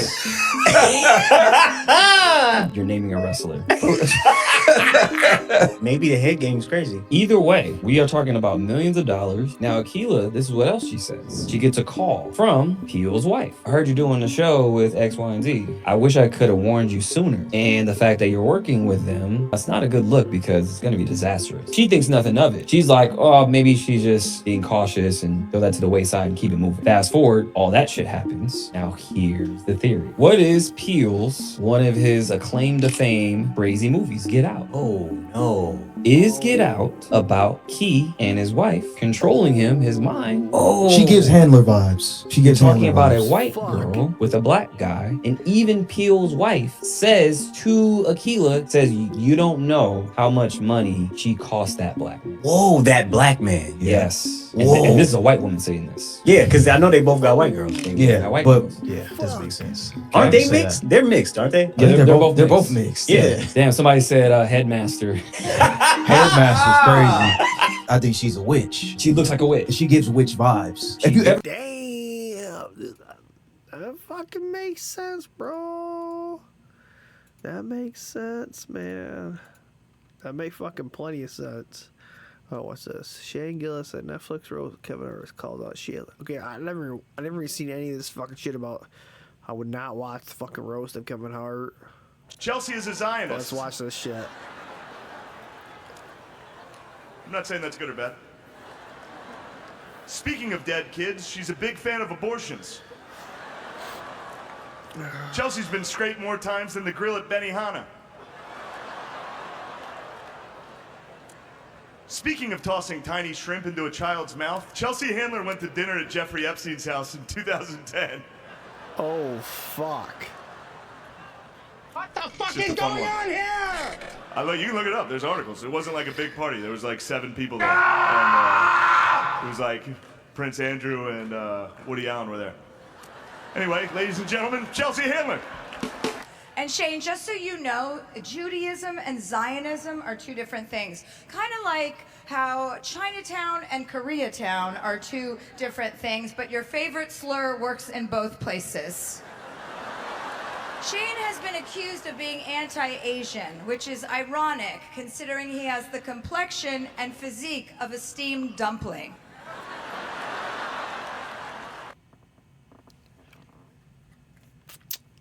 I don't think you can top what he said, woman. Chelsea. Okay, hold on. What's this? Anyone who's flown to Europe and Asia. Okay, hold on. All right, let's see what the fucking. We'll see what this says, and then we'll see what the context notes. But anyone who's flown to Europe or Asia from U.S. vice versa, know when to watch the in-flight tracker screen. It shows that you're making a giant rainbow arc over Greenland and Alaska. You probably wondered, that's weird. Why don't they just fly straight? Girls, watch that video. Let me show you the real true reason why we have to fly over Alaska just to get to Asia. Check this out. Now here's the flight pattern. Hey, you know, the crazy part about all this shit is, like, I haven't gotten into ticks yet. Like, we haven't even talked about ticks yet. On a globe. The guy leaves Seattle, Washington, flies over Alaska, kind of curves around the so-called globe and lands in Asia. Okay. Now, if you still don't get it, let me break it down to you this way. On a globe map, all the pilot had to do was leave Seattle, Washington, fly straight across the sea to Asia, which would have been the shortest route. Fuel-wise, whatever you want to call it, that would have been the shortest route. But he can't do that because it's impossible. Now, let me show you why he takes the route that he takes. Now, let's have a look at the same route on a flat Earth map. Okay? Here, we have the United States, the west coast of the United States. Here, we have Asia, which is where the guy went. Well, look what's right in between. Alaska. So if you leave here, going to Asia, guess where you're going to fly across?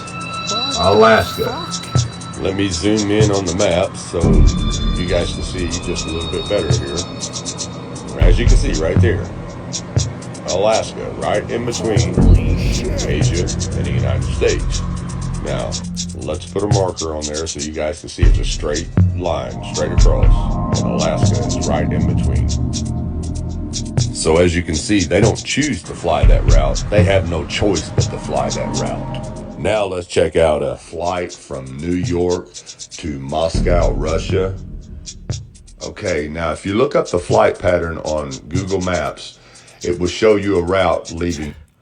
God damn, these motherfuckers are convincing. They are fucking convincing. New York, going through the tip of Canada, then through the tip of Greenland, then through the tip of Iceland, through Sweden, and then into Moscow. Now let me zoom in on this map so you guys can see that better. Like I said, it leaves New York, goes through the tip of Canada, through the tip of Greenland, through the tip of Iceland, over Sweden, and then into Moscow. Now, doesn't that strike a little bit awkward with you guys? I mean, anybody with common sense knows that the fastest route between A and B is in a straight line, as we see here. I mean, you do not have to be a rocket scientist to figure this out. It's common sense. From point A to point B is a straight line that will always be the fastest and shortest route. So anyways, on a globe, this would be your shortest route from New York to Moscow. But instead, this is the route that they give you. Now, I'm going to show you why they take this route. Let's go to the flat Earth map. Now, check out what you have to pass to get from New York to Moscow on a flat Earth map, a straight line. Check this out. The edge of Canada, the edge of Greenland, straight over Iceland, straight over Sweden, and into Moscow. Huh, imagine that. There you go. Now it makes sense. The flight pattern makes total sense on a flat Earth map because it has to go straight across those countries to get to Moscow. Holy shit. Oh, now let's see what the reader added context they thought people might want to know. In-flight tracker shows great circle routes, the shortest path on the globe, which curves north over Greenland or Alaska on the flat map projections. This is the most fuel-efficient route. You can verify stretching the string on the globe between cities. I don't know. Let me show you the real true reason why. I don't know. I don't know what to think about that fucking shit. Oh, God, this is fucking terrible. We gotta watch it. Damn it, Tyler, I knew you brought that! I fucking knew you brought that, you son of a bitch! Oh my gosh. Oh my god. What the fuck? If you're interested in the show, call the number.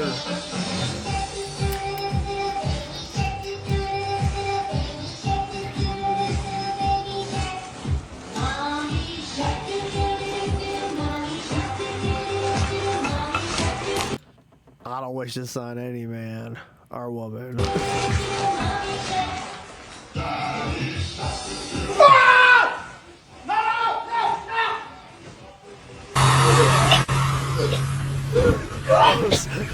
Oh, this fucking smelling salt is smelling salt.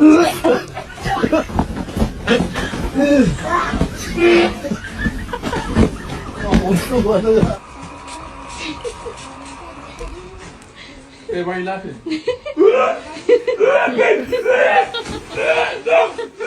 That's what you get for eating my snack.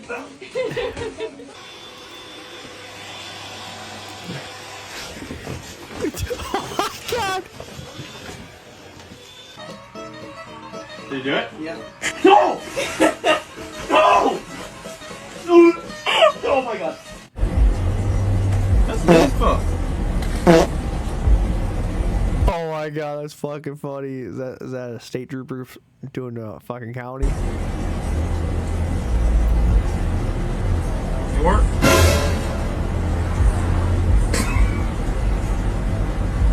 Oh fuck.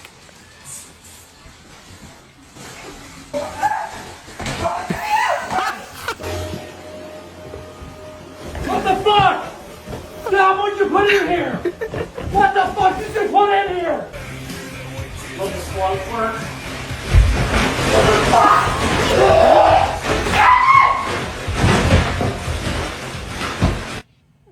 Oh my god, that's pretty good. I'm not gonna lie, that's pretty good. That's pretty good. I'm not gonna lie. That's pretty good. We have to fly over. Okay, hold on. What's this? I don't think we voted for the people to lose their homes. Georgia Power to impact hundreds of properties and force 21 homeowners out of their eminent domain for a $17 billion massive data center. What? New tonight, Coweta County has given the green light for the construction of a massive $17 billion data center. The Board of... Now keep in mind, I believe Georgia already has like 167 data centers. Like, why the fuck do you need another one? Why is there 167 data centers in Georgia in the first place? Commissioners voted last night to rezone the 800 acres of land despite fierce opposition in the county. Hold on. Let's go to that data center right now. Let's go to that data center. How many data centers are in Georgia? There are 159 counties in Georgia. No, data centers in Georgia. How many?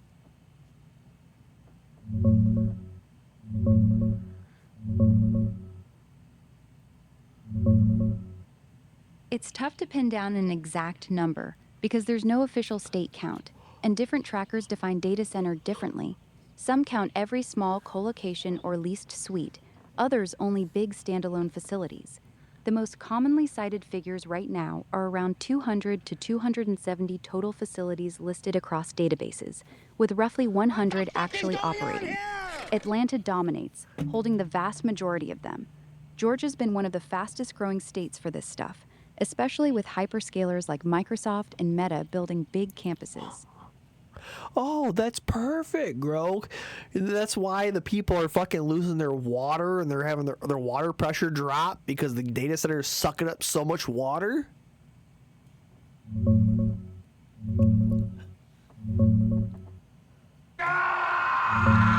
Yeah, it's real in some spots.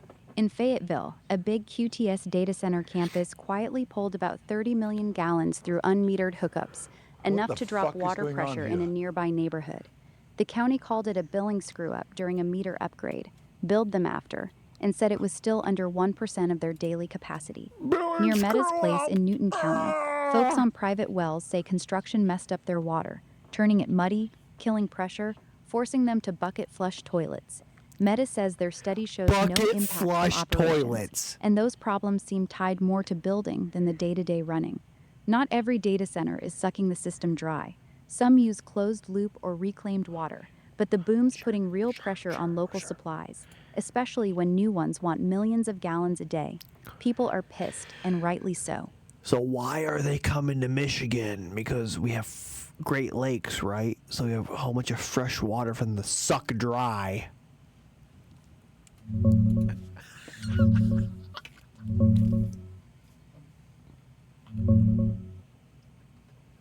Not really. The cooler Michigan climate cuts cooling costs big time. That's the main draw. Plus the new tax breaks the state just passed and available power from utilities like DTE. Water's definitely part of the appeal, Fuck you. but they're not pumping straight out of the Great Lakes. Most hook into city water, which often comes from local groundwater aquifers, not the lakes themselves. A big one can still suck down 1 million gallons a day, though, and when they evaporate that water for cooling, it's gone from the local system. That's why folks near these projects are worried about wells and pressure drops and unoptimal water supply. Oh, he's sucking from aquifer. That makes it so much better. What the fucking point? What is the point of these data centers? I'm asking you, if you're on the stream right now, call in right now, 616-375-0617. I want to hear your thing. What do you think these fucking data centers are doing? What do you think they're good? Do you think they're bad? Like, what is your opinion? I want to know. Because I'm sitting here like thinking to myself, this is fucking Terminator. This is 2.0. Like, what the fuck's the point of a data center? What jobs does it bring? Like, I'm using Grok right now without all these data centers. Well, evidently there's fucking 200 or some in Georgia. They're fucking just swamping that place full of fucking data centers. It must be all black communities. They don't give, they don't care about these fucking people. They just want to destroy their communities. That's got to be what Georgia's about, right? I mean, what else is there? Like, why else would you have so many fucking data centers in Georgia? Tell me. I don't know, okay? I don't see any good use for a data center, especially when they're supposed to be farmland to fucking make food for people. Like, would I rather have a data center or fucking food?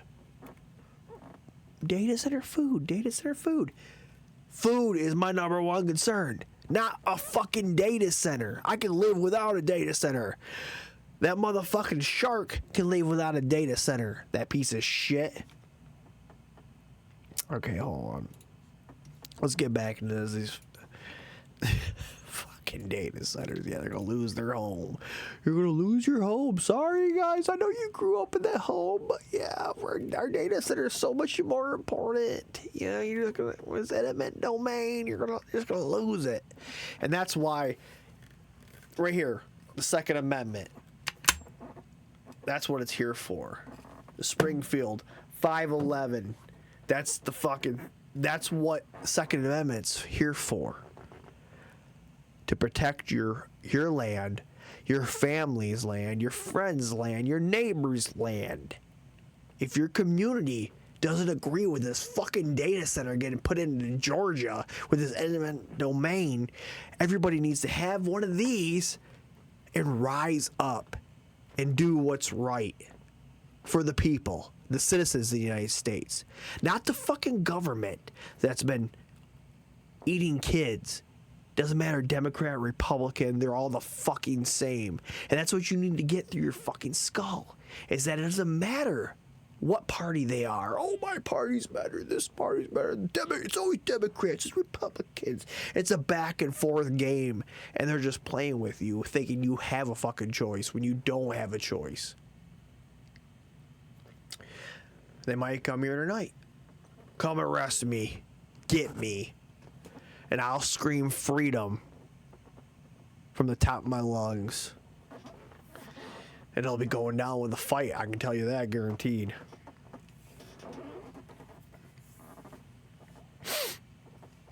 So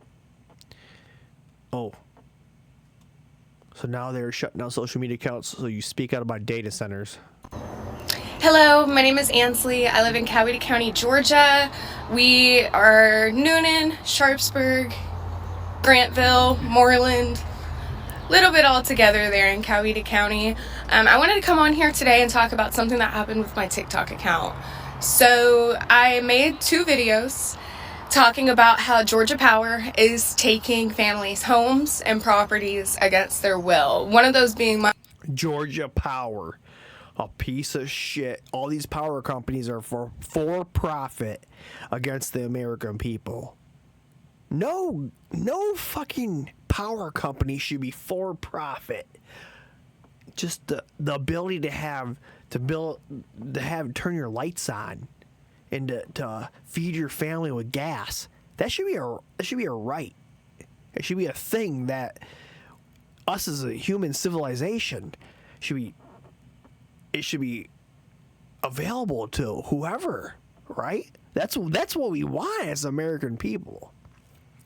It shouldn't be a for-profit fucking business.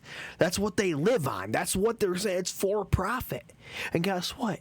You know, if you want to get a solar panel, you want to get some solar panels, well, guess what? They want you to stay. Oh, you can't get that system. It's too big. What do you mean? I'm American. I should be able to get whatever kind of system I want in my fucking yard. Oh, well, you know, if you get too many solar panels, then we're gonna have to start paying you, which that doesn't work for us because we need you to at least consume a little bit so we can get you with those fees. That's what they do. That's how they work. They get you with those fees. Because I have a friend going through the same thing. He got such a system where they're like, oh, well, I don't think consumers' energy is going to like that you're getting that system. I don't give a fuck what kind of system they're going to like because I'm an American. I want to choose my own system. Fuck them. I'll cut off from them if I feel like that's going to happen. You know, as an energy company, wouldn't you want me to have more power?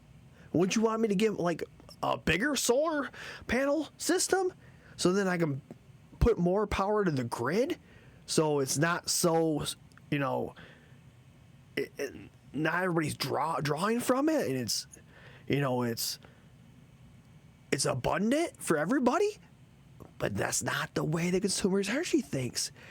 you're drawing and we're gonna pay you back, you know. They want to get their fees. They don't give a fuck. They don't care. That doesn't make sense to me as an American person or American citizen. That doesn't make sense to me. You want everybody to have energy. I don't care who you are. If you're a fucking mother with 3 kids, you're barely surviving. You're trying to survive right now. Your energy you use, it's terrible. It's like, that's what we're trying to do. So these people in Georgia, use your Second Amendment. Rise up. These fucking people can't stop everybody. They can't stop everybody. If everybody shows up with guns, what are they going to do? They're going to fucking arrest everybody? They're going to gun everybody down? No. You guys are going to come up on top. My own family, I have a personal connection to this story, which is why it's so important to me personally. Although nobody in this town wants a damn data center, our commissioners still approved it. So therefore, Georgia Power is using easement rights to force homeowners, longtime homeowners, old homeowners, into selling their family properties and their family homes so they can be torn down and power lines be extended to support these data centers. This is... Ansley, where's your guns at? That's the reason the Second Amendment was put there in place. If you have a grievance with your government, anything to protect what's yours. That's what it's there for. That's what the Second Amendment is there for, is to protect what's yours. And if your childhood home is about to be taken because of this easement of this Georgia Power, rise up. We gotta stop being so scared of Americans. There's that ant's life. It's the grasshoppers say, "Oh, you let one stand up against you, they all stand up." And once they all stand up, you know what's gonna happen. Wrong on so many levels. But when I made these videos to speak out against it, TikTok banned my videos. They said that they're a violation of community guidelines. I never violated any community guidelines. I only came on here to tell the truth about what's happening in Coweta County, Georgia. This is happening to at least 30 people. Some of them are elderly, cannot handle this on their own. Some of these people have families. Some of these properties have been passed down by generation to generation. This is not an option for Coweta County homeowners. This is something they are being forced to do, even though there are many petitions and other things in place trying to make this stop. Our commissioners still approve petitions. That shit doesn't work. You know what works? The Second Amendment. Stand up. Be free. Do what's right. Do what's right for your community. If everybody gathers up in your community, you think they're going to stop you all? No, they're not going to stop you. They're going to have to listen to you. They're going to have to do what you say. That's the whole point of this fucking thing. That's the whole point of the Second Amendment. Standing up and doing what's right. For your people, for your land, for your brothers, your sisters. These projects. It's wrong. And I feel like people should know that in America, you do not have the right to your land. You do not have the right to your property. They can come and take that from you, and there will be nobody there to help you. And when you speak out against it online, they'll ban your videos. They'll block you. They'll threaten to take... Ban me already. Ban me. I've already been fucking banned and ghosted on so many platforms already. That's why you already heard my shit. Take away your whole entire account. There is no freedom of speech. There is no protection of property.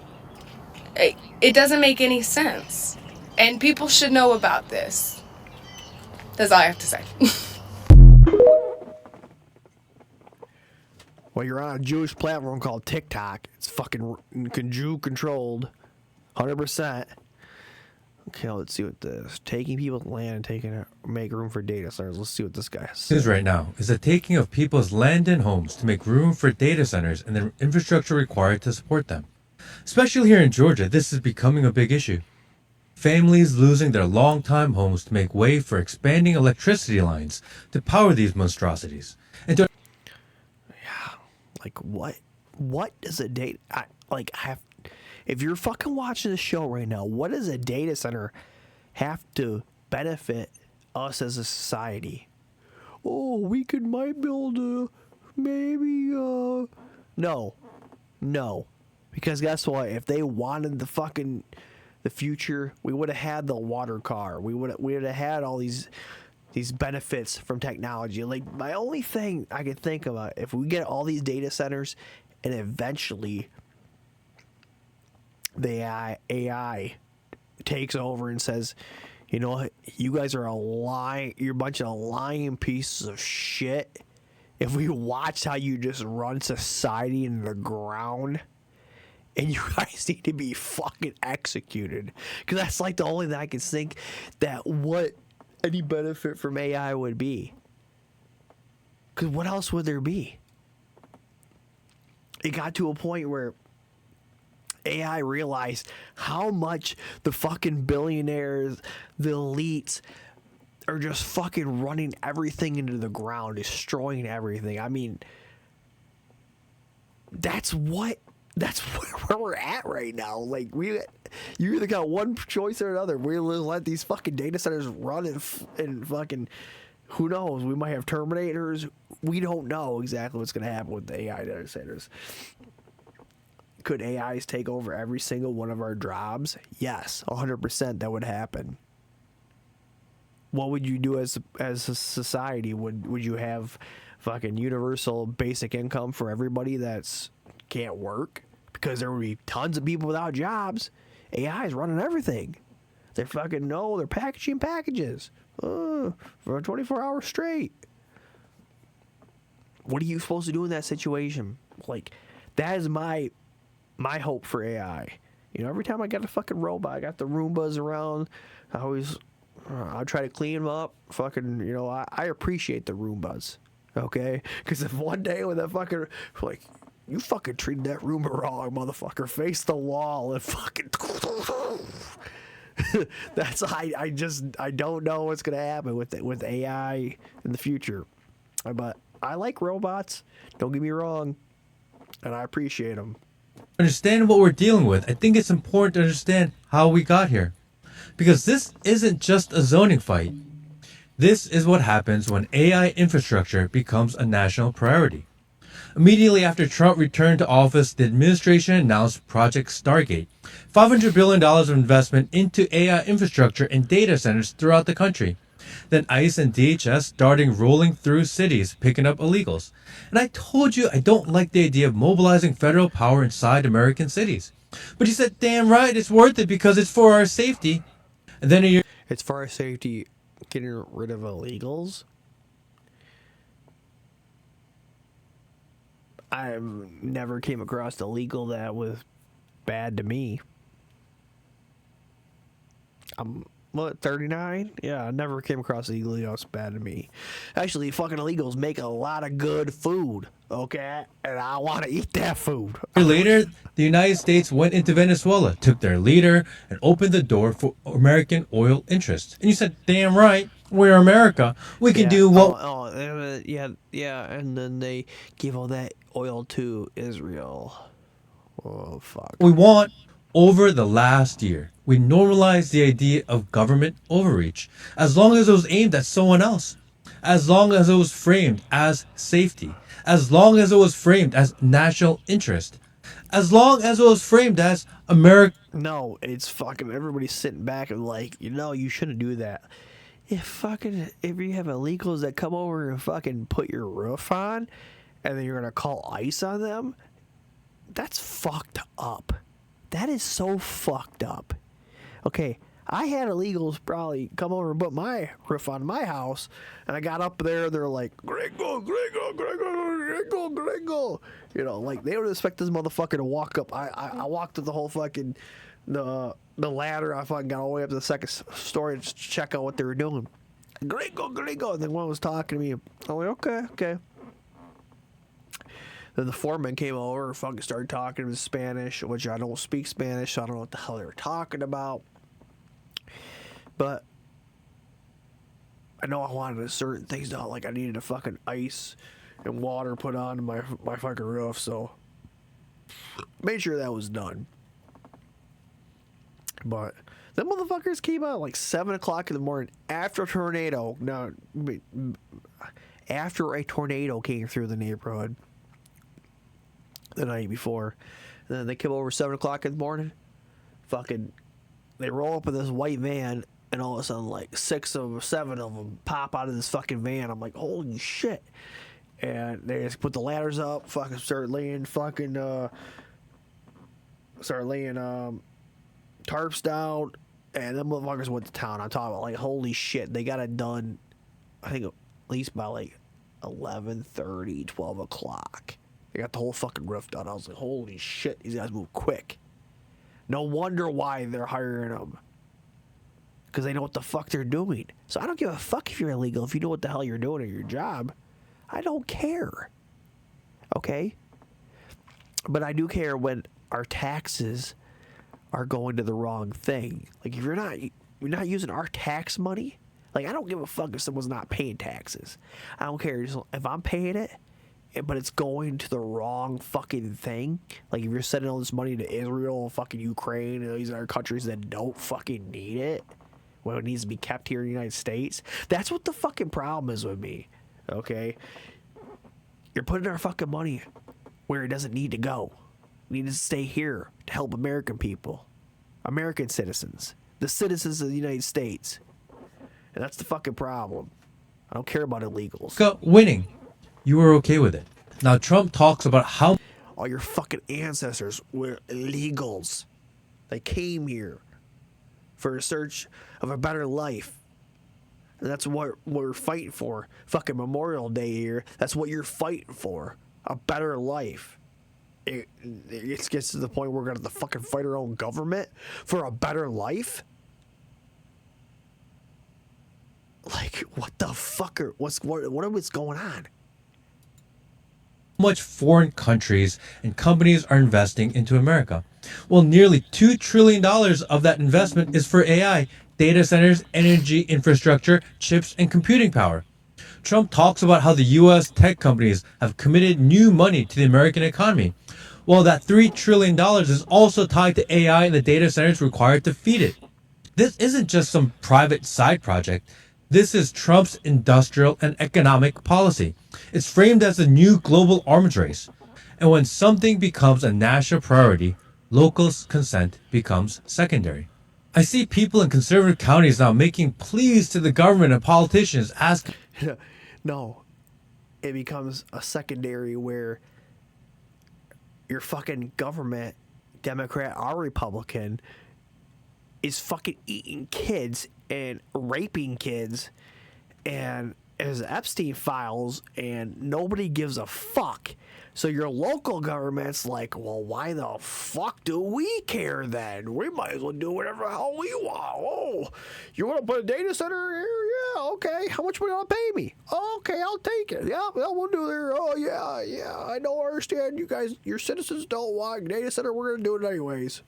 Yeah, because you can't stand up against the big fucking federal government. You can't do it. For help, saying this isn't right.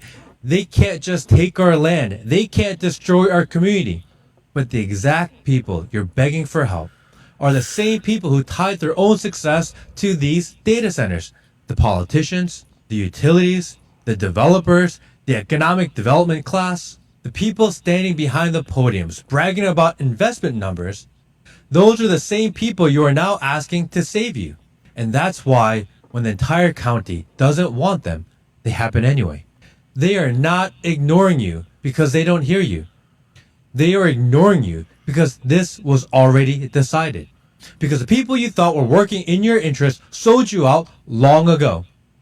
The machine you cheered for when it was pointed at someone else hits different when it's pointed at your own property line. Yeah.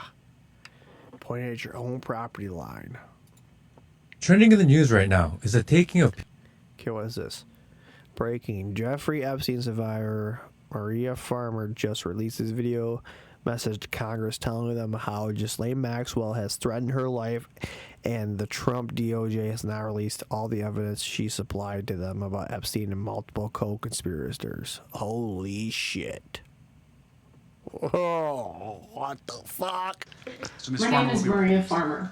I am the whistleblower who reported Jeffrey Epstein, Ghislaine Maxwell, Les Wexner, and others to the FBI 30 years ago in 1996. Today, I apologize for my appearance. What? 1996? Are you fucking kidding me? 1996? I was not well enough to attend this hearing in person and have recently been released from the hospital. That's the result of 30 years of fighting. For 3 decades, I've carried a weight that no survivor should ever have to bear. I reported what I believed were heinous crimes against children.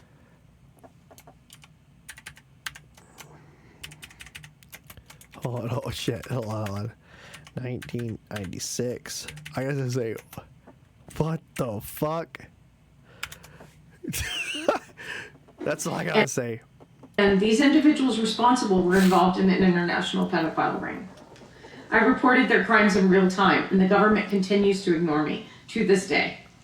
In 1996, I reported Epstein and his co-conspirators to my local New York City 6th Precinct. The commanding officer told me local police could only address the local arson crimes, and he instructed me to immediately report the whole story, spanning several states, to the FBI. He told me that it was vitally important that I tell the whole story to the FBI, which I did. The FBI asked me questions, said they were familiar with some of the perpetrators I identified, and gave me every reason to believe they would respond. That failure, that single moment when law enforcement refused to take action, set off a cascade of injustice and grave repercussions to my sisters, my family, and so many others, and to me personally, including my health and well-being. The FBI's decades of failure and inaction led to countless more girls and young women suffering abuse and trauma that could have been prevented. Individuals like Virginia Giuffre, Anushka DeGiorgio, Shantae Davies, Marika Chartoni, Danny Bensky, Jenna Lisa Jones, Ashley Rubright, and Jennifer Rose, among others. Each survivor represents a life changed forever, suffering that could have been spared if the FBI had done their job in 1996. The failures did not stop there. In 2006, the FBI tracked me down, stating that they searched for me because they knew I had reported Epstein 10 years earlier and no one else had. They urged me to testify in a federal criminal trial against Epstein and his co-conspirators, and they promised that they would get him this time. I trusted them again, relied upon them again, and they betrayed me again. Rather than following through with their promises, the government offered Epstein a sweetheart deal and shielded powerful individuals from accountability. And they persist in granting special treatment to certain people to this day. I have received death threats from Maxwell and her associates, including one instance where they threatened to burn my apartment down. And those threats have not stopped.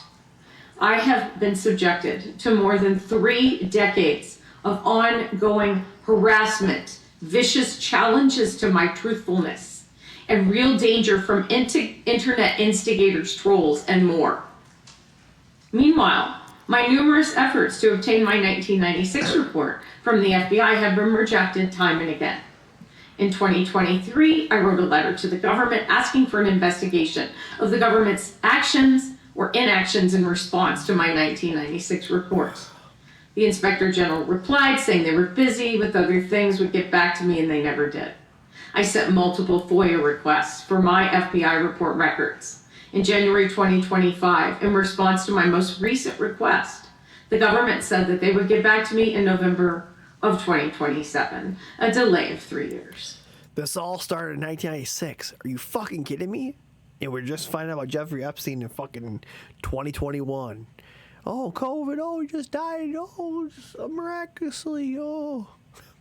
I finally received a letter saying they looked at my complaint, took some kind of action, and the matter was addressed, but what they did was a secret.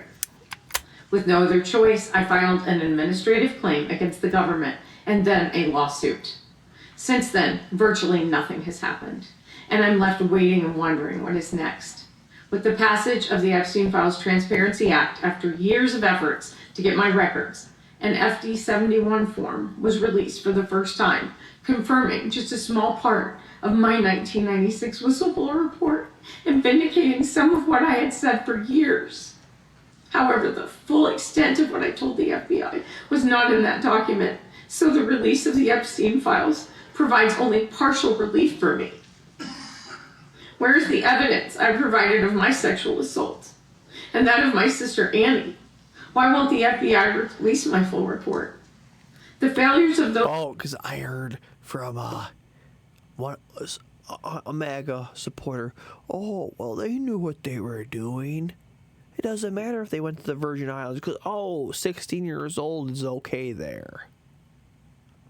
Are you fucking kidding me? Well, what happens if you traffic somebody from the fucking United States to the Virgin Islands, where Little St. James was, and then commits sexual assault?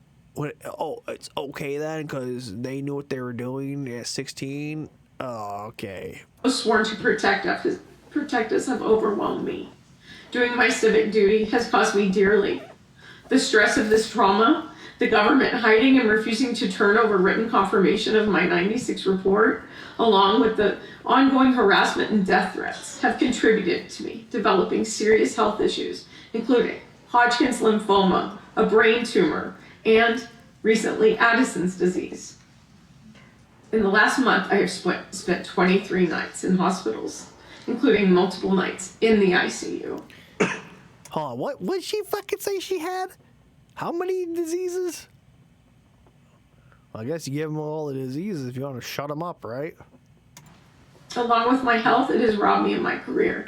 In 1996, I was fresh out of graduate school and living a life that I had always dreamed, creating and selling art in New York City. When I was assaulted, threatened, held captive, my career was halted, and the trajectory of my life was thrown off course. So many others had their dreams shattered by these crimes, and they could have been prevented. Individuals like Virginia Giuffre, who is the backbone of this case and remains the inspiration behind this fight. And she's dead. She's dead now. She's the reason my sister and I came forward publicly, so we could stand together.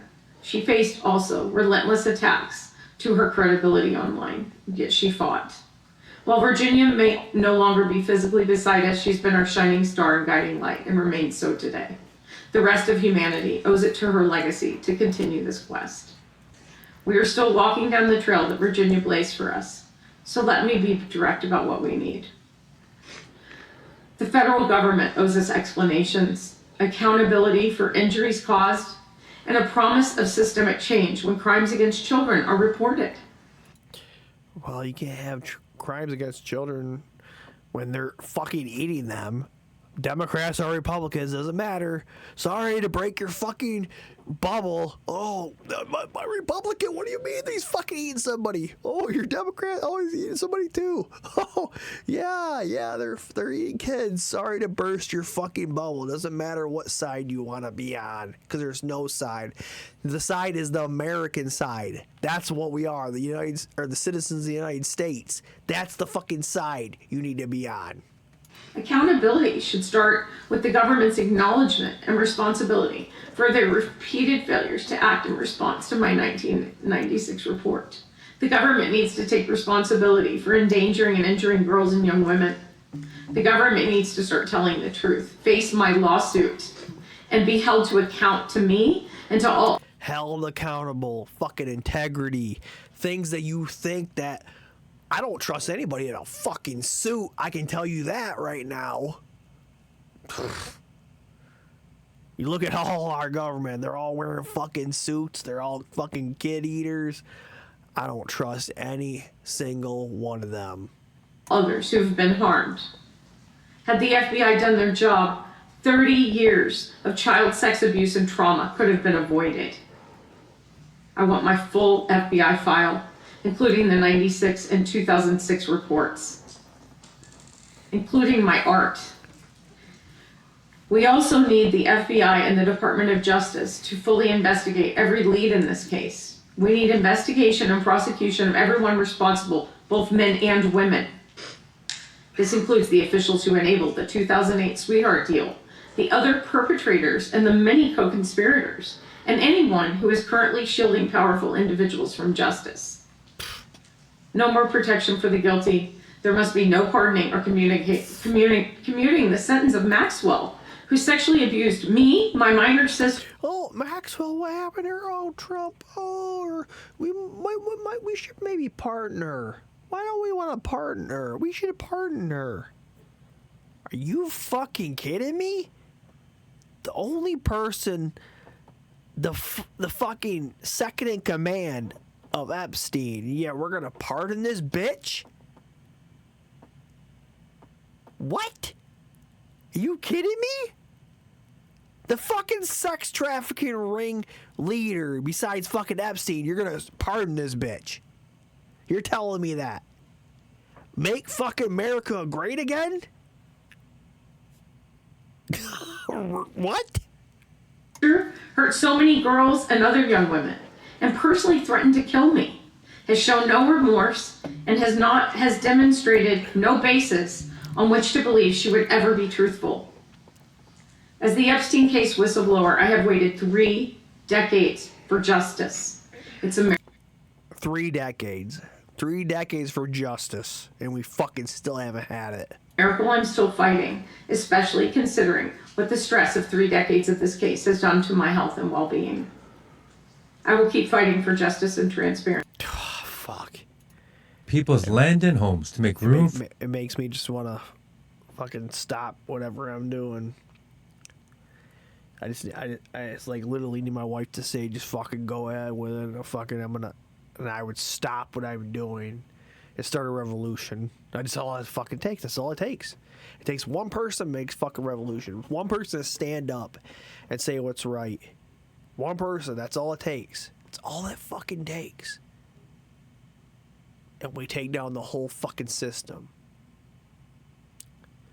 We take down the whole fucking system.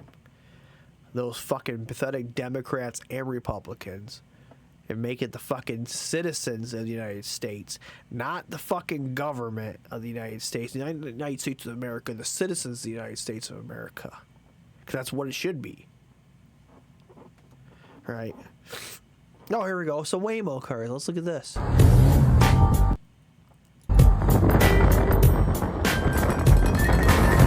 Hey, I remember I did that. I did that a couple times. I remember that. Fuck. This is funny. The fucking car's driving you home and you're just puking out the window. That's literally what this car is designed for. This is what the fucking thing is designed for.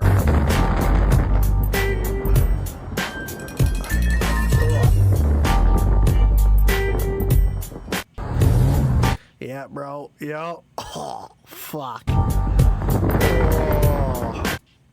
God damn. Ugh. Well, I got the cap on that. But yeah, like this is exactly what these cars were designed for. He doesn't give a fuck about you. Of course he doesn't give a fuck about you. Remember, if you guys are here, you want to call into the show. 616-375-0617. I don't give a fuck. Because guess what? I get so many spam calls every single day. I don't care if people are calling me every single day. Because I get so many fucking spam calls. I don't care anymore. I don't fucking care. You gotta love how sometimes Trump just says the quiet part out loud. Take a listen. Meeting with Iran, Mr. President. To what extent are American financial situations motivating you to make a deal? Not even a little bit. The only thing that matters when I'm talking about Iran, they can't have a nuclear weapon. I don't think about... Oh, nuclear weapon? What do you mean? They haven't had a fucking nuclear weapon since 30... Oh, hold on. We had Benjamin Netanyahu say they're going to have a nuclear weapon 30 years ago. And every fucking couple of years, oh, they're so close, they're so close, they're so close. And then we're still here in 2026 and, still don't have a nuclear weapon. What the fuck? Americans' financial situation, I don't think about anybody. I think about one thing.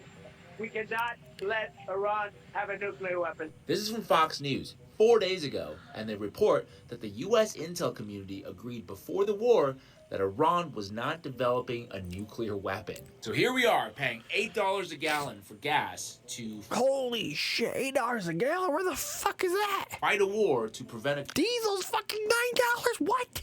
Country that wasn't developing nuclear weapons from developing a nuclear weapon. And to What the fuck? Wait, hold on, what's this?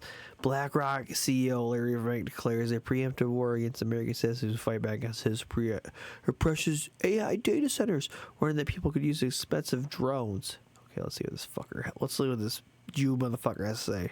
But now, because of drone warfare, we have to relook at all forms of security. And the need for rebuilding the GCC region to rebuild it so it should be in a position where it's not going to be obstructed by drone warfare. So many more things are going to have to be underground.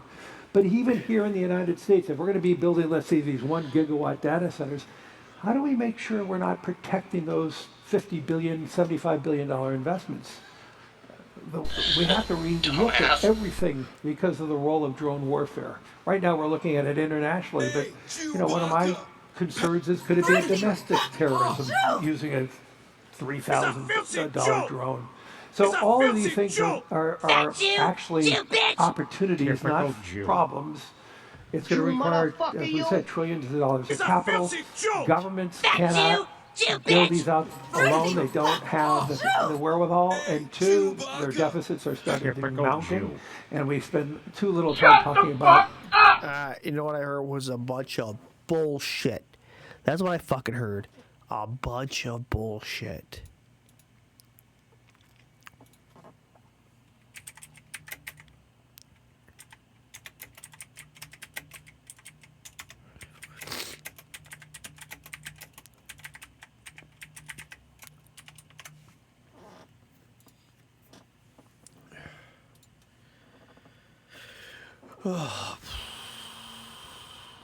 Okay, what is this? 50,000 people in Lake Tahoe have been told to find a new power source because the utility company is redirecting their power lines to data centers? What the fuck is going on here? What? Are you ready to roll yet? Okay. I was on guessing this was on 50,000. Okay, let's take a look at this.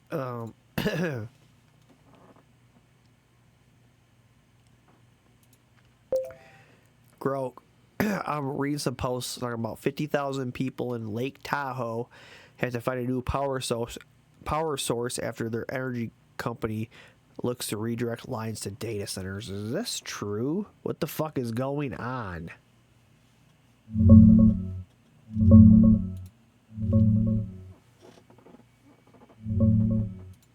It's mostly true, but not quite as apocalyptic as the headlines make it sound. Liberty Utilities, which serves about 49,000 customers on the California side of Lake Tahoe, gets 75% of its power from NV Energy. NV Energy told them they won't renew that wholesale contract after May 2027 because they need the capacity for their own growing load, especially the massive data center boom in northern Nevada. Residents won't lose power or go dark. They'll just need a new electricity supplier, and rates will almost certainly go up because small buyers like Liberty have way less leverage than giant data center customers. Liberty's already starting the bidding process to line up replacement power. It's a perfect example of how the AI gold rush is stressing local grids and jacking up costs for everyone else. Hold on. Have I said this? What the fuck is going on here? What the fuck is going on here? Oh my god.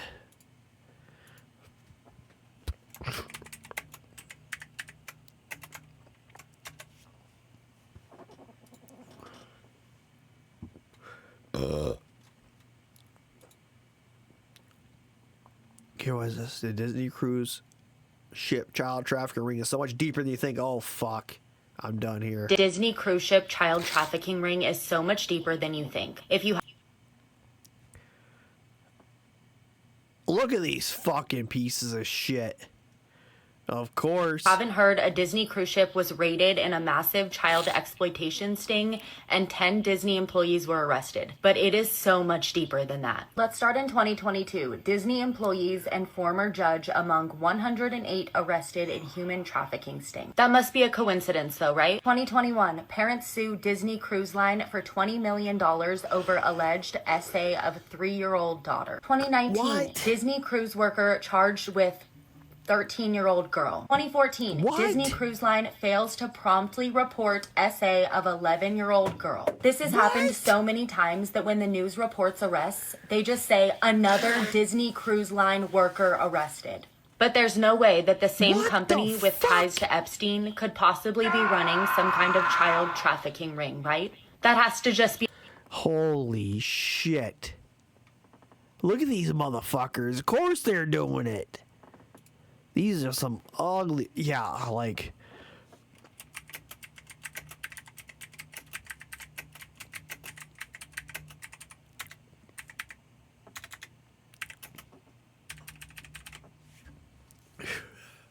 Fucking satires.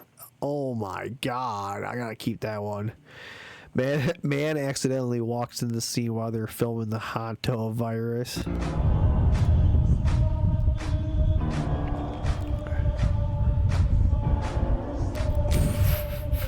Yeah, don't worry about it. Hey, get out of here, get out of here. You don't be the fucking savior right now, you know.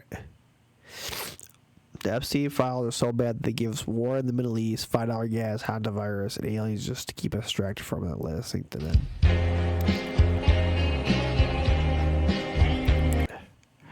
And we're still thinking about it. It doesn't fucking matter. Fuck you, Trump. Fuck you. The truth is in plain sight as usual.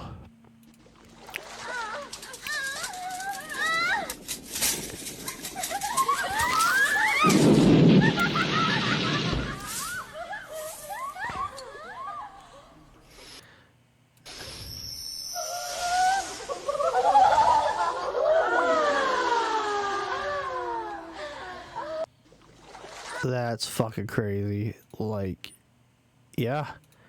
That's probably what it is. That's probably what it is. These fucking... They're eating kids, man. They don't give a fuck. Okay, cultural wrapped in of fear or collective submission. Okay, well, let's go to Facebook a little bit. Let's see what I got here. Let's see what I got here.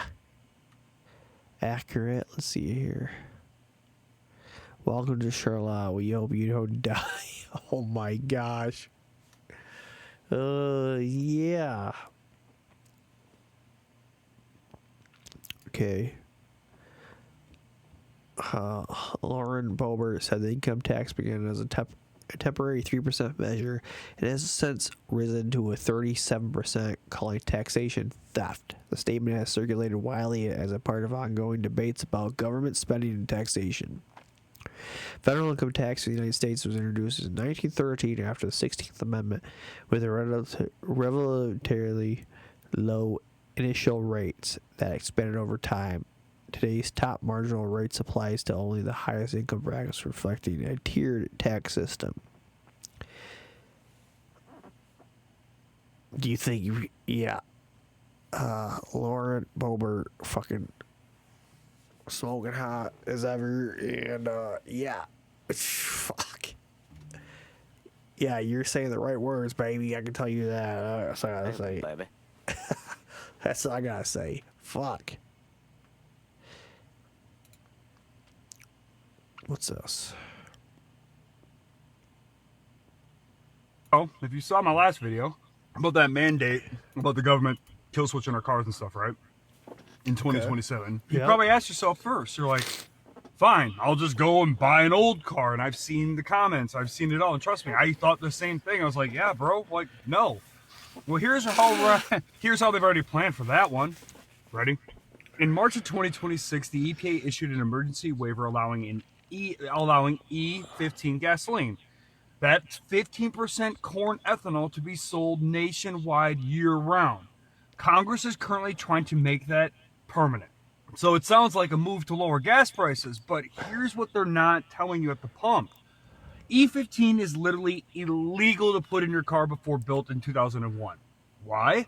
Well, because ethanol is a powerful solvent. It eats the rubber fuel lines, it corrodes steel gas tanks from the inside out, and it attacks water, causing your engine to choke. Mechanism stops are documenting, mechanics, one more time. Mechanic shops are documenting this right now. The alcohol scrubs years of varnish off of your tank, clogs your filters, and causes vapor lock.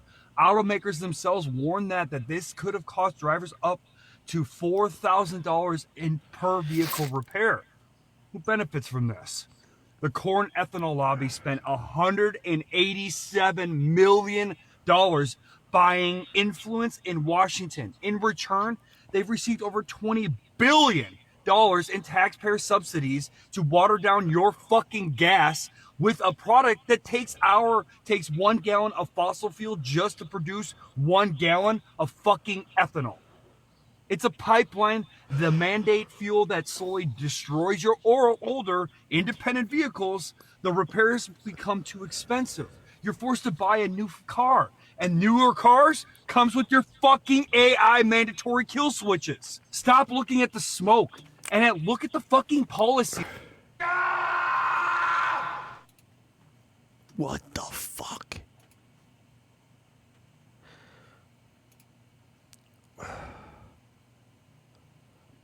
In an incendiary movie early Tuesday, North Korea officially declared that Israel is not a state. Pyongyang has downgraded the nation to a terrorist entity in its official media. This is just a name-calling session. It's a strategic signal. By denying Israel's statehood, North Korea is aligning itself even more tightly with Iran-led axis of resistance. Analysts believe that the diversion tactic to move the world's eyes away from Pyongyang's own missile provocations and towards the ongoing conflict in the Middle East is verbal escalation. It could precede a physical one. Poll: does North Korea's stance affect global stability? I don't know. Does it? Okay, let's see what this lady says about the data center. I like this lady. I like her. Public discussion on data centers, and that meeting has set the standard for how cities across Michigan and the country should be proactive in addressing this Okay, why is her eyes like that though? She does that shit on purpose. issue.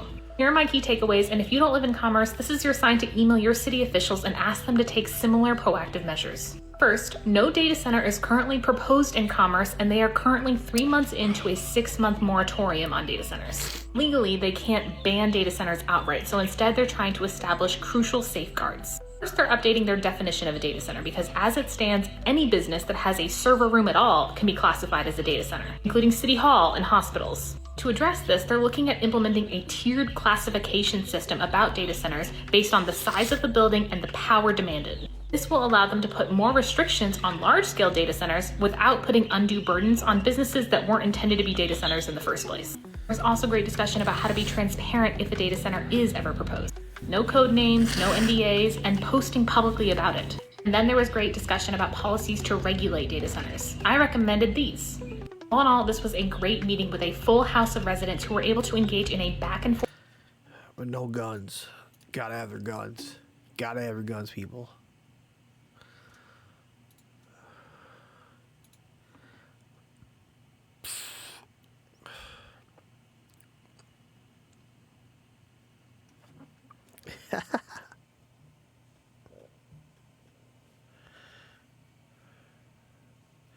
Oh, hold on, we might have a talk.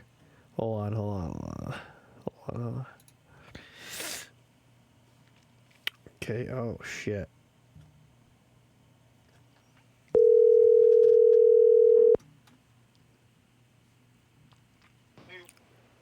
Yo. Yo, what's up, man? What's up, man? You got the same number? I had your number, I guess, huh?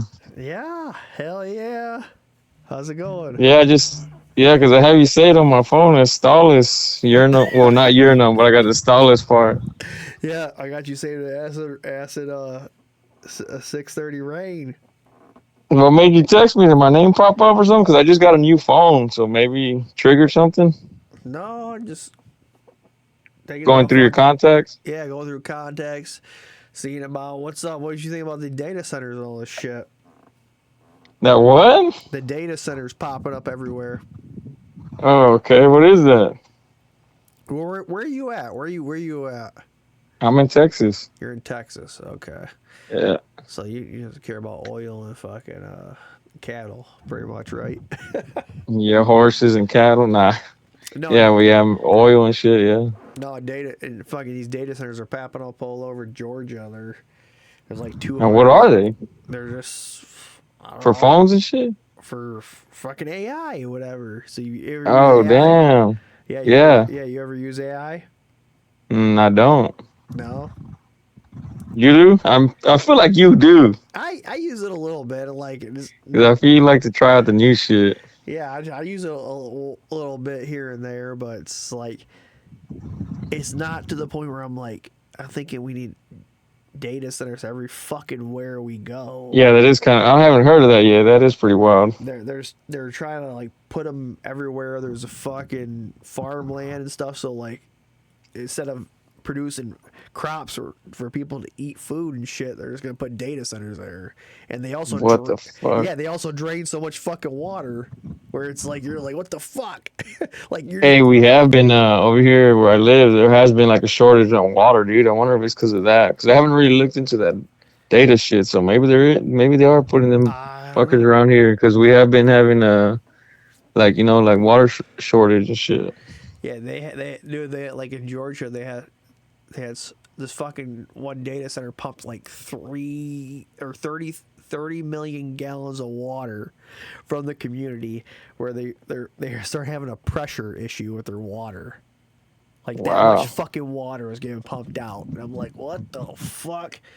That's crazy, dude. It's becoming a big issue. So we're like, people are trying to fucking like going at their local governments saying we don't want the data centers to come up, and the people are like, and the government or local governments like, we don't care, we already voted on it, you're screwed, sorry, we're putting the data center in anyway. Damn.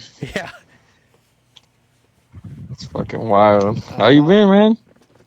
I've been good. I've been just fucking chilling, trying to do stuff. The last time I talked to you, you had a kid. You have like 2 kids. How many kids do you have now? I have two. Oh, okay. Yep. Still no kids for me, man. Oh, well. Yeah, I don't think I'm gonna.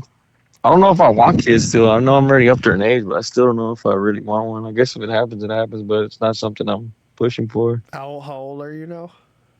I'm 38. 38. Yeah. Well. So you got to be able. I feel like, were you older than me? I am older than you by a year. How old are you? You in your 40s already? No, I'm 39. Oh, okay. Well, that's only a year. But I still feel just young started as hell, though. That's the thing. You just turned 39? Okay, I'll be 39 in October, so I'm not too far away from you, man. May 20th. Yep, that was my birthday. Oh, okay. Mm-hmm. You know, you're live on my podcast right now, by the way, the Shawn Juice Show. What the hell? Are you serious? You liar. Yeah, I'm fucking dead serious. It's my This motherfucker puts me on his podcast. America first. That's what I'm all about. So. Yeah, where do you even stream your podcast, man? I stream it on YouTube, Rumble. I put it on Spotify. So you're live right now on YouTube. No, I'm on Rumble right now. I switch it up, but I haven't done it for a couple months or like a couple weeks. You know, 'cause I think last one was like fucking April 25th. You want me to do the DJ voice? No, I don't. I mean, whatever. I'm just sure. Do you remember when I used to do that shit? Yeah, hell yeah. That's what I'll save it for another time. No. Go ahead. Nah, I'm not doing it right now, man. I'm not doing it. I need a couple of drinks in me first. No, there was actually somebody I watch on YouTube. They like the scam callers. They fucking. Oh yeah, I've seen stuff like that. You seen that chick? She like gets on with the. I haven't seen the chick one. Oh, it's some chick, yeah. Oh, it's fucking hilarious. So I watched. Hey, do you remember Can Good Cam? You said you didn't last time. I mean, he used to play Halo 4 with us. It was me, you, and him. It was always us three. His name was Can Good Cam. Okay. I mean, it sounds familiar. I know it was fucking years ago, but yeah, we even created a group. We're called Ace. Remember? I was A for acid, the C for Cam, and then the E was urinum stollis. Wow, holy shit. It's a long time ago. Yeah. Me and him have been in contact lately, so we've been playing Halo and shit, dude. Like, we still play Halo. Like, we play Infinite. Really? Yeah, like, he had disappeared for a long ass time, and then he said he had moved on to PlayStation. And then out of the blue, I saw him get on Xbox. I was like, what? I haven't seen talk to this dude in forever. So I invited him, and yeah, we reconnected. We've been hanging out still. We still chat and talk and play Halo every now and then. Damn, I might have to hop on Halo then. Yeah, I want to see you get on Xbox again, so you can join the party with me and him, so you can freak out, because he does remember you. So it would be pretty wild to have you in there one of these days. I know I have it on I have it on PC. I don't think I have it on. I might have it on Xbox. I don't know. You got rid of your Xbox, or you never got a Series X? No, I have a Series X. It's just sitting there. It's for the kids, or what? Or you just don't want to turn that bitch on? No, the motherfucking kids they're all loaded up, man. They got Tablets and switches, or what? No, they're all on their own PCs. They're all running fucking PCs. Oh, okay. They're all fucking loaded up on Roblox, man. That's what they play. You better have strong internet to be fucking having all that shit connected. Yeah, well, I got finally, after so long from Scamcast, which is Comcast, I got finally fiber showed up finally in the neighborhood, so I got that. I got that Starlink because I'm in the middle of the farm right now. Damn, dude, how is that? Nah, I'm bullshit. I'm bullshitting. I don't got that. I don't know. I brought that up because one of my homies was just talking about that Starlink, and I was like, "What's Starlink?" He's like, "It's when you live out there in the ranch and shit. Most people have to get that Starlink for internet." Dude, that shit, I heard it works. Like, the fucking dude is all like in the middle of nowhere in the fucking winter and stuff. He's like, Yeah, that's wild. Oh, I'm downloading fucking 100 gigabytes a second. Like, what the hell? Are you kidding me? Like, that's crazy. That is wild, man. Still haven't tried Whataburger. You haven't tried it yet? No, I still haven't got around on there. Like, actually, what is your damn it, man? You haven't tried Whataburger, and I've actually tried In-N-Out. Like, that was one that I had never tried, and I finally tried it like about 5 or 6 years ago. I went to California and tried it out. Oh, okay. No, my company might be getting down to Texas there's a company called Daikin. We might be down there to do an install. You gonna try your first Whataburger? I don't know if I can get down there. Like, my wife will be pissed off if I leave, but because I know they're doing some big installs and shit, so I might try to go on the road for a couple days or something. You do try it. Get a number one, toasted buns on both sides, well done. Oh yeah. I don't know how much you like in their onions. I usually just get it with everything there. Onions, tomatoes. I get it with everything. Fuck course. Yep. I'll get it with everything. Yep, just get it all the way. Toast the buns on both sides, well done.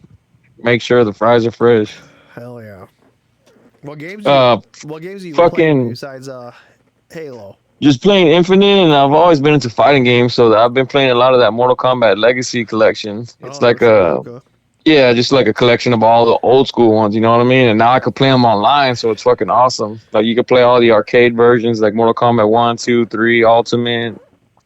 Oh. And I still play Killer Instinct, the original arcade version too. Oh, okay. But for like new game wise, not really much, dude. I hopped on that Warzone, hadn't played Warzone in a minute, and I finally decided like to give it a try again. And so I don't know, I might be getting on that again.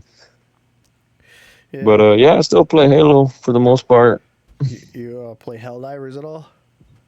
I haven't, but I've heard good things about it. Yeah, it's like, if you haven't played it before, it'll be good. I know they got ODST skins on there and shit, right? Or a character or something. Yeah. They got the OG Halo AR and SMG and stuff.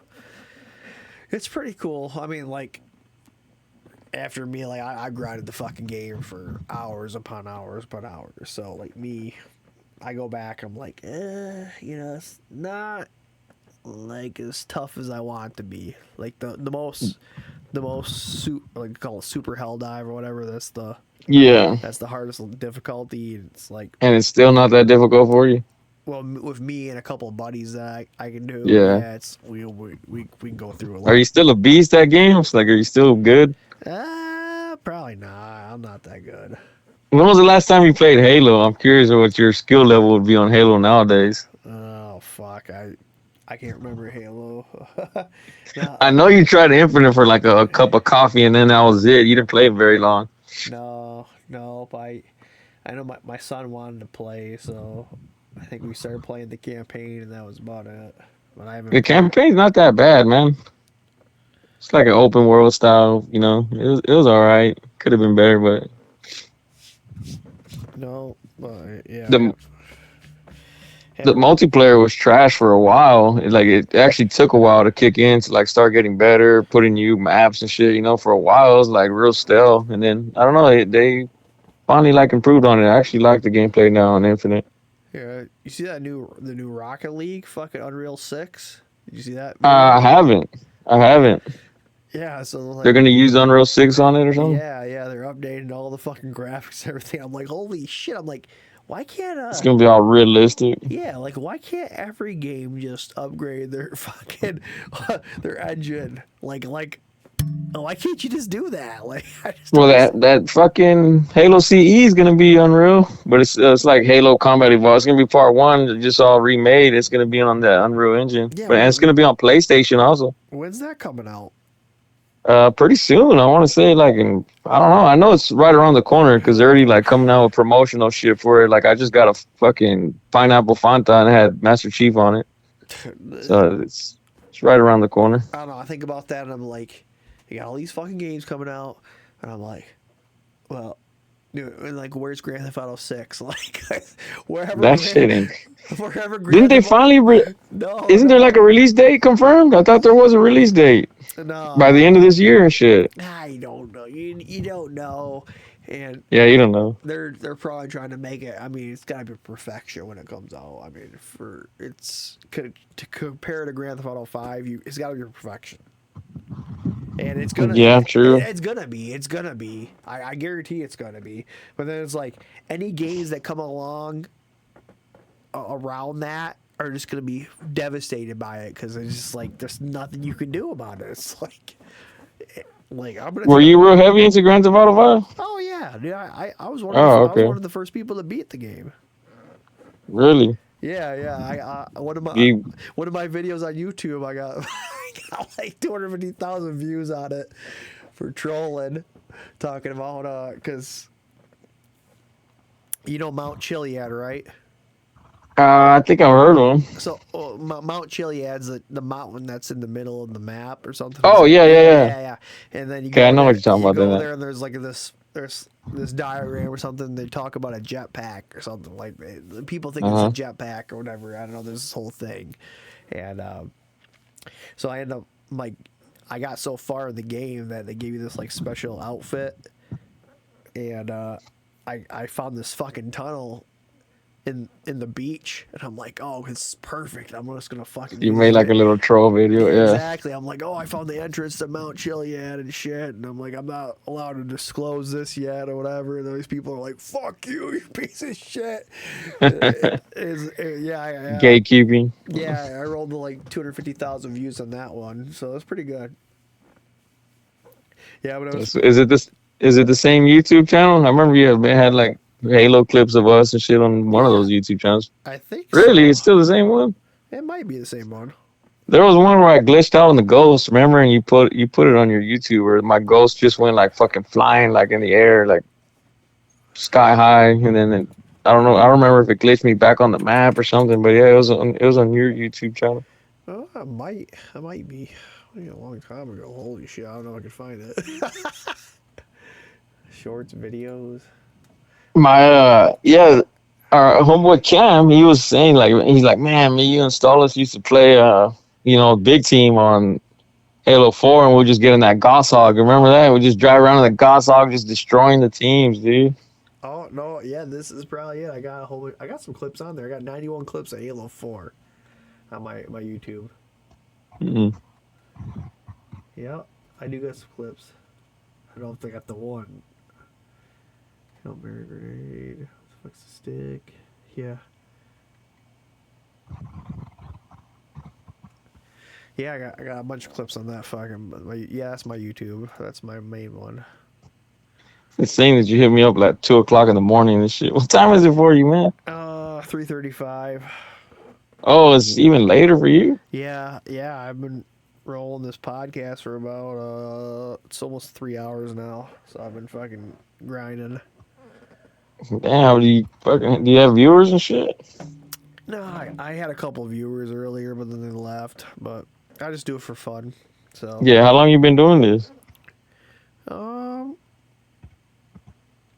I've been doing it a few months now. Oh, okay. I mostly just stop my mind and talk about freedom and how the fucking government's corrupt. About MAGA and all that? No, I'm kidding. Yeah, I know. I'm fucking. I'm the citizens of the United States, not the fucking Democrats or Republicans. Oh, okay. Like you got its own separate thing or what? Yeah. Like literally, that's all. Like we need to rise up and fucking stop the fucking. They're eating fucking kids and shit and. Oh yeah, that's terrible. And sacrificing and all kinds of shit. Yeah, and it's like I voted for trafficking. Trump. Like I voted for Trump, but I was like, he's a piece of shit. He literally is a piece of shit now. He did everything that he didn't say he was gonna do. Started a fucking war and stuff, and it's like nobody wants fucking war nowadays. Who the fuck wants war? Nobody. Yeah, for real. Huh? And now I got fucking gas prices so fucking high. Are you kidding me? Like I don't know where you're. Gas prices, tariffs, all kinds of shit, man. Yeah. Oh, the tariffs. Oh, don't talk about that. We're gonna have to pay that back now. The American people are gonna have to pay that back. That sucks. Yeah, like what's the gas price in Texas right now? Like $3 and something. $3, depending on the day. Damn, that's fucking cheap. It's not too mean for us. For us, it's a little bit high. Yeah, our gas ain't bad over here though. $6 for diesel. Like I got a diesel truck. It's $6 a gallon for diesel in Michigan, where I'm at. Well, them diesel trucks fucking gulp up gas though, don't they? Well, they get like in my truck, I get like 23 miles per gallon. Yeah. But still. And where are you at right now? Michigan. Oh, okay. Yeah. But still, it's like, fuck, dude. Like, I didn't think I was going to, like, I think the lowest I bought diesel for was $3.50 something. And then ever since then, it just went up nonstop. Sheesh. Yeah, it's been going up. What do you think about the alien stuff? I think it's all a bunch of bullshit. I don't know. It's just You don't think they exist? No, I don't know what it is. You know, like have you ever seen that one video where the guy he takes what's it God dang it, what is it? It's what's this what's this type of drug that you take? LSD? Not LSD. Something else. So the guy fentanyl? No, I'm kidding. No, not fentanyl. So it's dimethyltryptamine, DMT. That's what it was. Oh, okay. So DMT. So this guy, he gets people to take DMT, right? And then he has them like look at a laser level on the wall. Oh, and you see the matrix, like the code and shit, right? Yeah. So you see the fucking matrix on the wall. It's like, and then you can like see through the wall, and you see all. It's like we're living in a simulation, right? We're living like almost like we're living in a simulation. Like they just can't explain it. And then he replicated it with multiple people, and they all were able to see the same thing. Did you know the crazy part about that? A long time ago, like a little bit out of high school, me and my friend were doing. Remember that game where you used to make each other pass out type shit? Okay. Yeah. I don't know if you ever did it, but where you like you squeeze them, you hold your breath or whatever, you squeeze them, and then they pass out. Yeah. Dude, yeah. me and my friends did that, and one of my friends, when he woke up, he's like, dude, I fucking saw the numbers like the Matrix and shit. And this was years ago, and we just laughed it off. We're like, whatever, no fucking Matrix, blah blah blah. I wonder, now that I think about it, I was like, dude, what if he actually saw that same shit? You know what I mean? Back then, and he had just passed out, you know. So maybe there's something there. I know he didn't take drugs or nothing, but like, I don't know. He said that's what he saw. He goes, dude. He goes, I saw the numbers just like the fucking Matrix on the walls and shit. Oh, dude. I need to talk to him and ask him about bring that up to him again, see if he still remembers it. Yeah, that's. But That's that fucking always stuck with wild. me of him saying that. Like he's like, oh, I saw the man. We just all laugh. You know what I mean? We're like, yeah, whatever. You know what I mean? Like we're young and shit. Like whatever, dude. Matrix, blah blah blah. But damn, now thinking back, like with this shit coming out, like maybe he did see something. Yeah, you never know. Fuck. Yeah. I'll ask him and then I'll tell you the results. See what he tells me. Yeah, just figure out if I can give you a call because I'm like, who be up at this time? And I'm like, answer it. I'm like, maybe I just give this guy a call and see if he fucking answer. It's funny. Couldn't believe you called me. I'm like, what are you doing at this time? Yeah, you gotta play some more games. Like, you got a PC? No, I have a laptop, but I've never really been like a PC player. Like I've always just been a console guy. So I got what was it?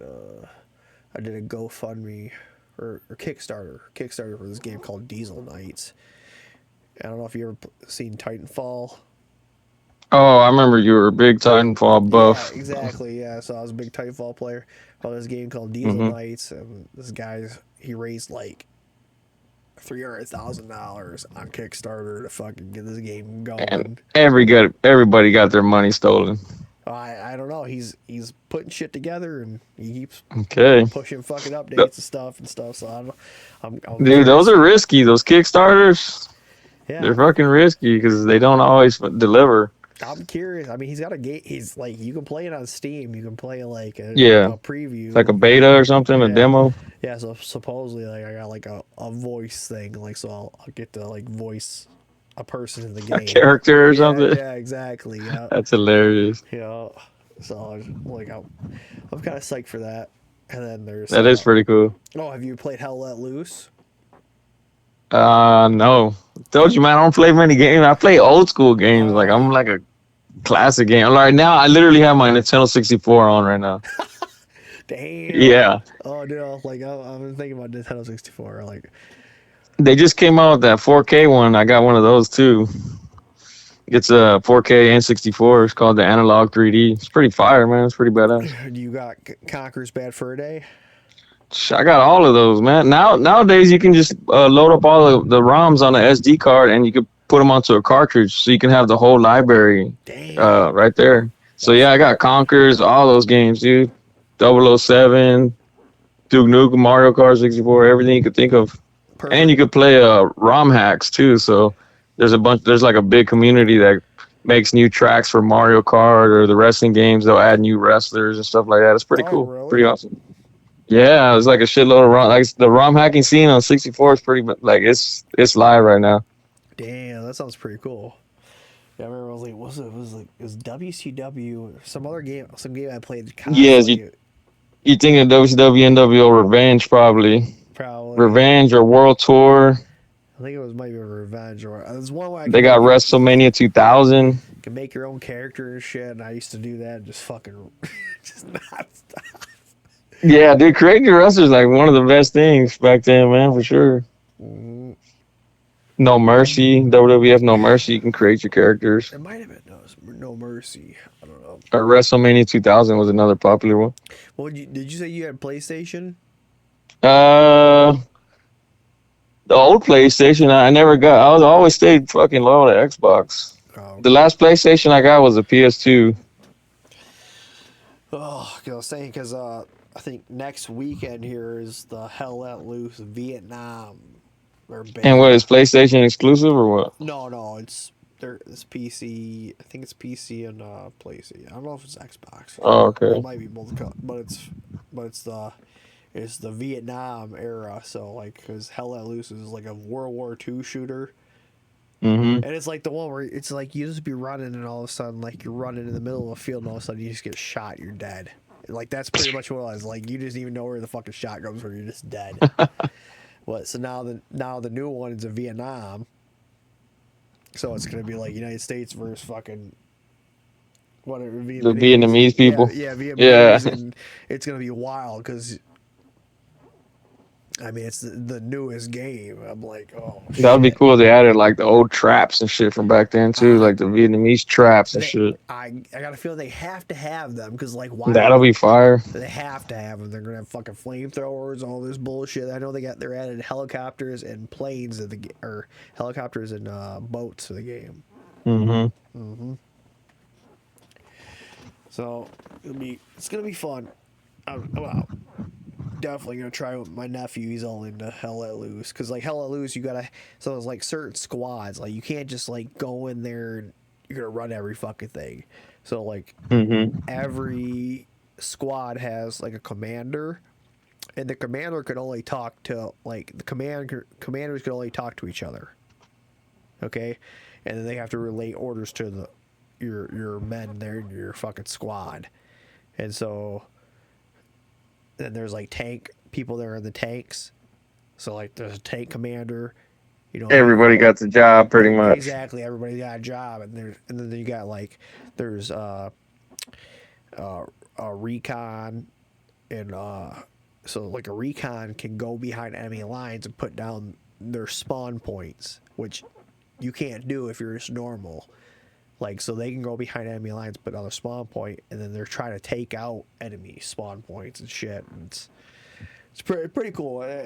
It's really good, and I think they fucking fine tuned it to where it needs to be.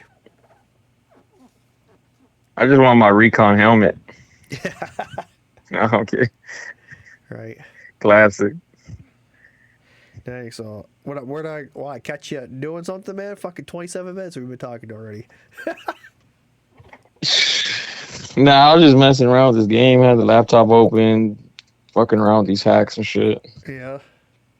I'm usually a night owl, like I'm always up late at these hours. What do you do for work nowadays? Currently I'm not working. Oh. So yeah, it's been somewhat tough, you know what I mean? Yeah. But usually when I do work, I'm always like graveyard shift because I don't know, I've always been a night person, man. Oh shit. I feel like I should be living in Japan with these hours, you know what I mean? Like it's just the way it's always been. I'm always up all night and sleep during the day type shit.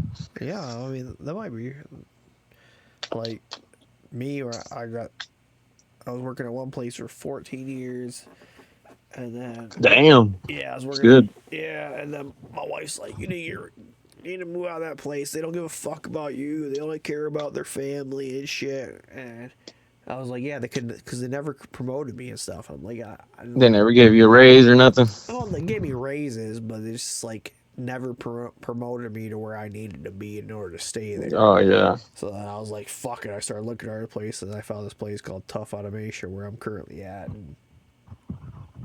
and I got hired in there, and fuck, it's been night and day.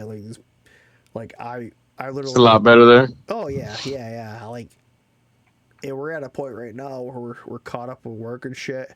So like sitting there, I'm like, I'm trying to find stuff to do. People are watching fucking YouTube videos. They're not even fucking working. It's like, just, it's like, it's crazy. It's night and day. And, you know, and the owner's like, you want to make more money? He's like, work more hours. So we got this one guy. He works 12 hours a day. I'm not shitting you. Okay, 12 hours a day, and this motherfucker is just sweeping the floor and mopping the floor. Just making up shit. That's what he does. And he says he listens to Trump radio nonstop, 24/7. Like fucking, he's a hardcore fucking Republican. Fucking listen to Trump radio, and everybody's like, okay, like not everybody there is for Trump. Okay, but he just got this fucking Dan Monagino. You know about Dan Monagino going to the fucking FBI? Like, do you know about that or no? I don't. Well, cause yeah, he went with Dan Monagino, fucking joined up with Cash Patel and the FBI. And he's like, oh, we're gonna fucking drain the swamp, or we're gonna fucking fix everything. And then pretty much after a couple months, he's like, yeah, I'm going back to my talk show. I'm quitting. It's like, because pretty much there's nothing you can fucking do. You're not going to be able to change what's happening in our government. You can't do it. So then he goes back. Yeah, he goes back and he just fucking praises Trump, and he's such a good guy, and blah blah blah. Like, oh my god, I just can't believe a fucking word that I used to be for Dan Bongino, but I just like I can't believe a word he fucking says now because I don't trust him because he went there. That's a good thing. What do you think happened to Charlie Kirk? That is, I really don't know what to believe, man. I don't know. I've seen so many different angles and different viewpoints. Shit, I really don't know what to believe, man. So, a lot of people think this is what I truly think. I think that he was killed by Israel. Okay. Yeah, I think he was killed by Israel because what happened was he had such a big following that he was literally to sway the younger youth which way they wanted him to fucking go. And I think his wife had something to do with it. Okay, a lot of people don't know this, that his wife, Eric Kirk, got her start with Trump in Central Casting, which was I did see that. Yeah, some Central Casting, and she had this fucking whole company called Romanian Angels, where they were fucking like going through orphanages in Romania, and fucking kids would disappear supposedly, and fucking body parts would get flying. Dude, it was a bunch of crazy shit. And I'm like, what the fuck am I reading about right now? like how is this fucking legit? So my whole thing was like, I think it was his cross. I think his fucking cross blew up in his shirt. I think somebody planted a charge in his cross, and maybe like his wife, Eric Kirk, allegedly planted this fucking explosive on his fucking cross, and that's what killed him. Because like I don't think a bullet killed him. I think that fucking that Tyler Robinson guy was a whole patsy. I don't think he actually did anything. I think it was a little bullshit. Because there's been a couple people I watched where they try to recreate what happened. Because his shirt makes this fucking weird jump on his left side. You just like you can't explain it. Okay, so somebody was like, well, it has to be some kind of explosive charge, and I was like, I think it was an explosive charge. And the guy recreated, he had the explosive go off in his fucking shirt, and it kind of mimicked the whole fucking way his Charlie Kirk's shirt went. It was like, whoa. That kind of explains Interesting. it. Yeah, it kind of explains it. And then the whole thing about the FBI or about Utah. Fucking they had them start putting pavers in like a couple days after the assassination happened. There's like, oh, we'll just fucking the crime scene. Who cares about the crime scene? Let's put pavers down. It's like that doesn't make any sense at all. It doesn't. It doesn't. It was so fucked up.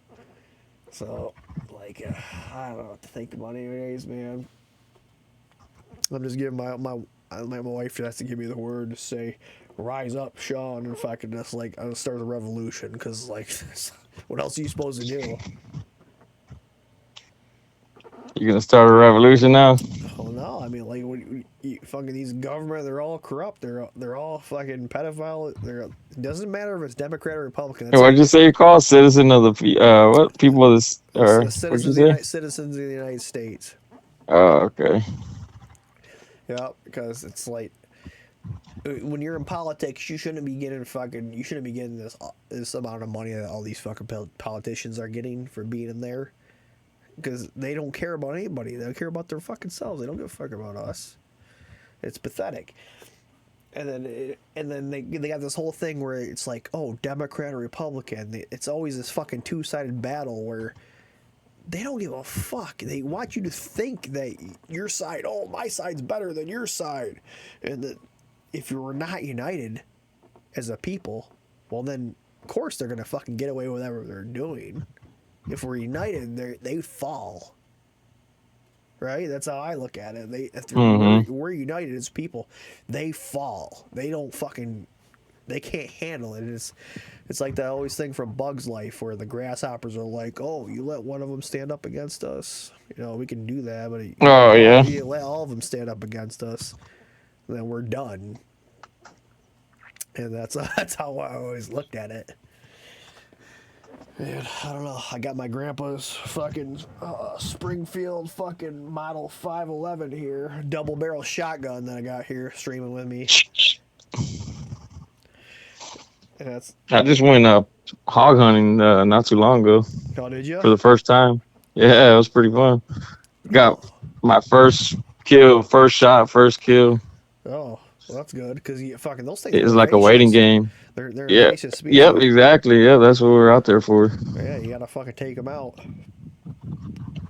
All that sniping Halo paid off.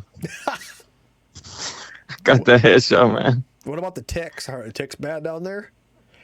Yeah, especially in that area. Not really where I live, but in that area where we shoot the hogs and stuff. Yeah, there's like ticks and shit like that. You gotta watch out for those. Yeah, those motherfuckers are like, cause they're spreading. So if I'm not sure you heard about that with the Lone Star tick, that they're fucking like a engineered bioweapon. What the fuck? Yeah, so they're like made by the United States. They're a fucking engineered bioweapon. They were dropped into West Virginia around the communities, and they're literally designed to make people so you cannot eat meat anymore. Like in Texas, everybody eats meat right in fucking Texas. Yeah. Mm-hmm. Well, like when I've been an avid hunter for, my dad always pushed hunting on me. Oh, so you've been hunting for a minute, huh? Oh yeah, so I've been hunting all my life. I've never fucking had a tick on me, ever have a fucking tick on me. Okay, and then I went out looking for some mushrooms, just this year, and I walking through and I had at least like 10 of them on me. I'm like, holy shit! I'm like, what the fuck? Like, and then like I'm not even like. I'm trying to be careful, like watching where I'm going and shit, like moving around the brush and stuff. And all of a sudden, like I hit like a branch and there's like 3 of them on my fucking leg. I'm like, what the fuck? Crazy, bro. And then so people are saying, well, guess what? The fucking the tick population is booming. Well, guess what? Pfizer, the company that made the COVID vaccine and stuff. Well, they're making a Lyme disease vaccine this year, supposedly. They're about to release this. Shit. Yeah. Oh, what carries Lyme disease? Oh, ticks. Ticks. Oh, what a coincidence. Oh, fuck. Oh, man, no, this isn't a conspiracy theory. This isn't a fucking conspiracy theory at all. I'm like, what the fuck? Are you kidding me? Fucking nuts. Yeah. What the fuck is going on here? Oh, geez, yeah. So it's like, man, I don't know. And then the farmers are claiming that that they're getting boxes of ticks dropped off on their farmland. And these that's kind of scary if you think about it, man. It is scary. And like, I didn't even know that these things, when they're like in their baby form, they're about the size of a fucking grain of salt and a grain of pepper. Like I believe it. That's how small they are. So you can even barely see them. And crazy. Like we didn't even know. Like we were thinking about it. My cat goes outside all the time. Okay, and then all of a sudden the cat came in. We found a tick on the cat. And we're like, okay, there was a tick on the cat. We pulled it off. We're fine. And then we traveled to my in-laws, and all of a sudden, like my kid's taking a shower, and my wife's like, Shawn, get the fuck down here. I'm like, what's going on? There's a tick on Sword. I'm like, what? There's a tick on my kid? What? We're like, what the fuck?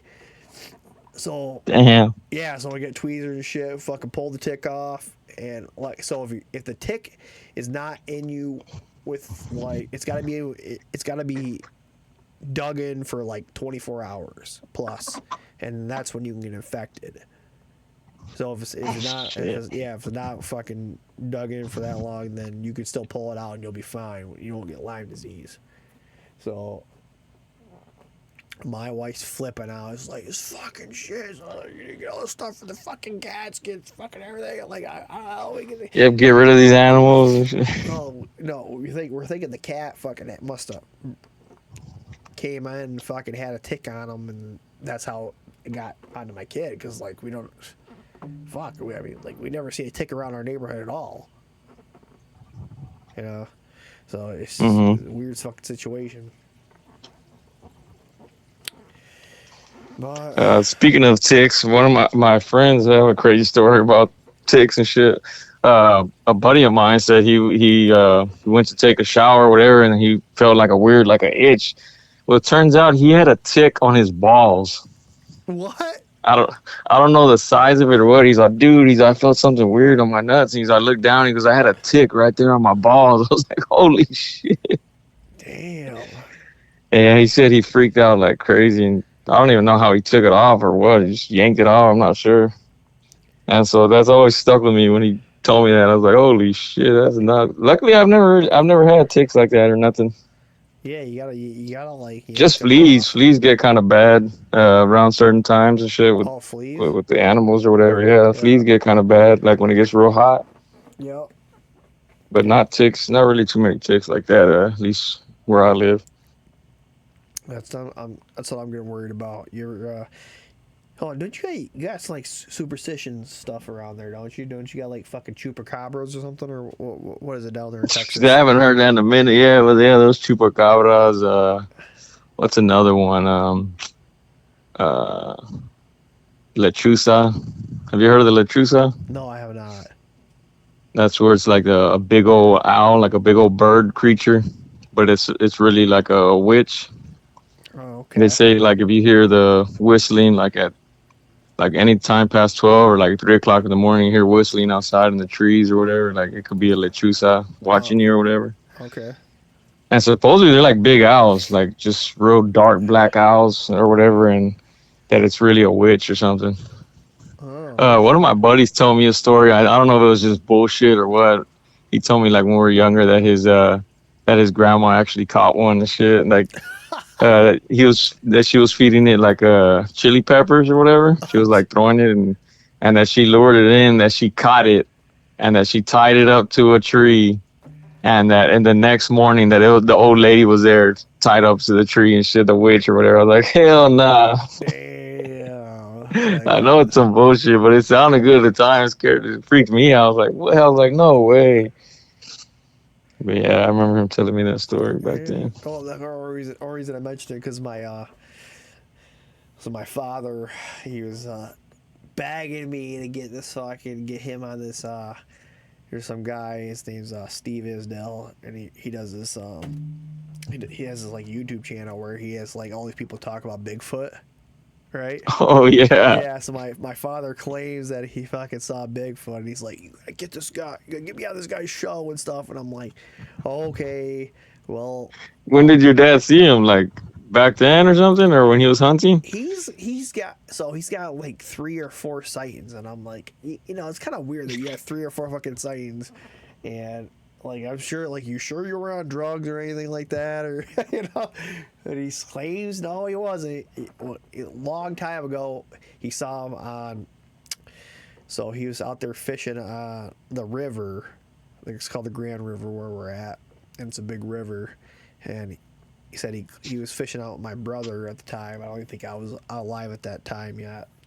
But he said, I think it was on the other side of the riverbank, and came out and he said the eyes were like blue or something. They're just vibrant blue, and the thing like put its hand down to drink from the river, and it's like, you don't fucking drink water out of the Grand River because it's like wastewater treatment going on and shit. It's like you don't drink from there. And I'm like, I'm like, well, could that have been a bum? Like, I don't know, but so he claims it's like a Caucasian bum with blue eyes.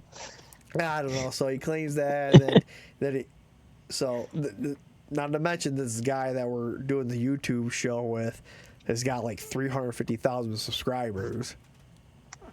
Yeah, so he's got a big fucking following. And your dad wants to come out on there? No, yeah, we got him. Oh, he already did? Yeah, he got him out. Oh, wow. Yeah, I got him on there. Well, because we had a time where like because he's in Canada or some shit, so like the time got mixed up or somehow, and like we didn't get on in the first show or shit. We were waiting for him for a fucking hour. He never showed up. Well, he got the time mixed up. So finally, I got his wife's phone number. We're fucking sitting there texting. I'm like, yeah, I just want to make sure we can get this on. So, like my dad's really wants to go on the fucking show and blah blah blah. And finally we got him all worked up, and yeah, he got on the show for there about an hour, and he talked to the guy, so it was pretty cool. That is pretty cool. He told a story, but like, I don't know, my dad claims this one night. Now I don't know how the fuck it happened, but supposedly he said that he was out there hunting somewhere local, and he said that fucking trees started coming down. Like he said he felt the hair on the back of his neck stand up, and then trees started fucking coming down. Like boom, boom, boom. Like the trees just falling. Yeah, like big ass trees just falling. Big ass trees just falling. He said he fucking ran back to his vehicle, threw his gun in the fucking vehicle, and didn't even unload it. He said he was so scared he never went back there ever again. And I'm like, I don't know, like, how are you getting the, like, why are you getting these fucking sightings of a Bigfoot? How come, like, someone like me has not ever seen a Bigfoot, and I want to see a Bigfoot? Where's my sighting at? I know. Like, where's my I wouldn't mind sighting? seeing like a Bigfoot or an alien or something. You know, I want to see some weird shit too. Exactly. Where's my fucking sighting at? Like, I want to see the sighting. You know? I always wanted to see what is that, Nessie, the Loch Ness monster or whatever. yeah, I always wanted to see one of those because I live by the water and shit. And I was like, man, that would be crazy just to see one of those like heads pop up from the water and shit. That'd be insane. Yeah, you mean like, well, you fucking don't know what's in the ocean and shit. You know, like they're fucking like a lot of stuff down there that Exactly. like Yeah. fucking didn't even think like your giant squid was real how long ago. Like you fucking Yeah, and that actually exists. yeah. You think that's oh, that's a good story. Have you heard this story about like you're not allowed to talk to fucking dolphins? Why? Because they're like super intelligent, right? Okay. So supposedly in fucking Florida, they make it illegal that you're not allowed to talk to a school of dolphins. What? Okay, and it's an actual law. Okay, so I guess he's like some guy's like a cartographer for fucking underwater geography or something. I don't know. He said like some kind of like geographer for underwater. Well. These fucking supposedly this school of dolphins abduct him while he's swimming out the fucking coast of Florida, and they make him build a fucking spaceship, underwater fucking condos for these dolphins. Okay, for that's like hilarious. for like the whole weekend, and then the people people find him. They found him up on the fucking shore, and he's like all irate, screaming and stuff. And they're like, "What the hell's going on with him?" And they call the cops. This guy didn't know what the fuck's going on, so like the cops interview him, and he's laying out maps and blueprints and shit about stuff that happened with these fucking dolphins.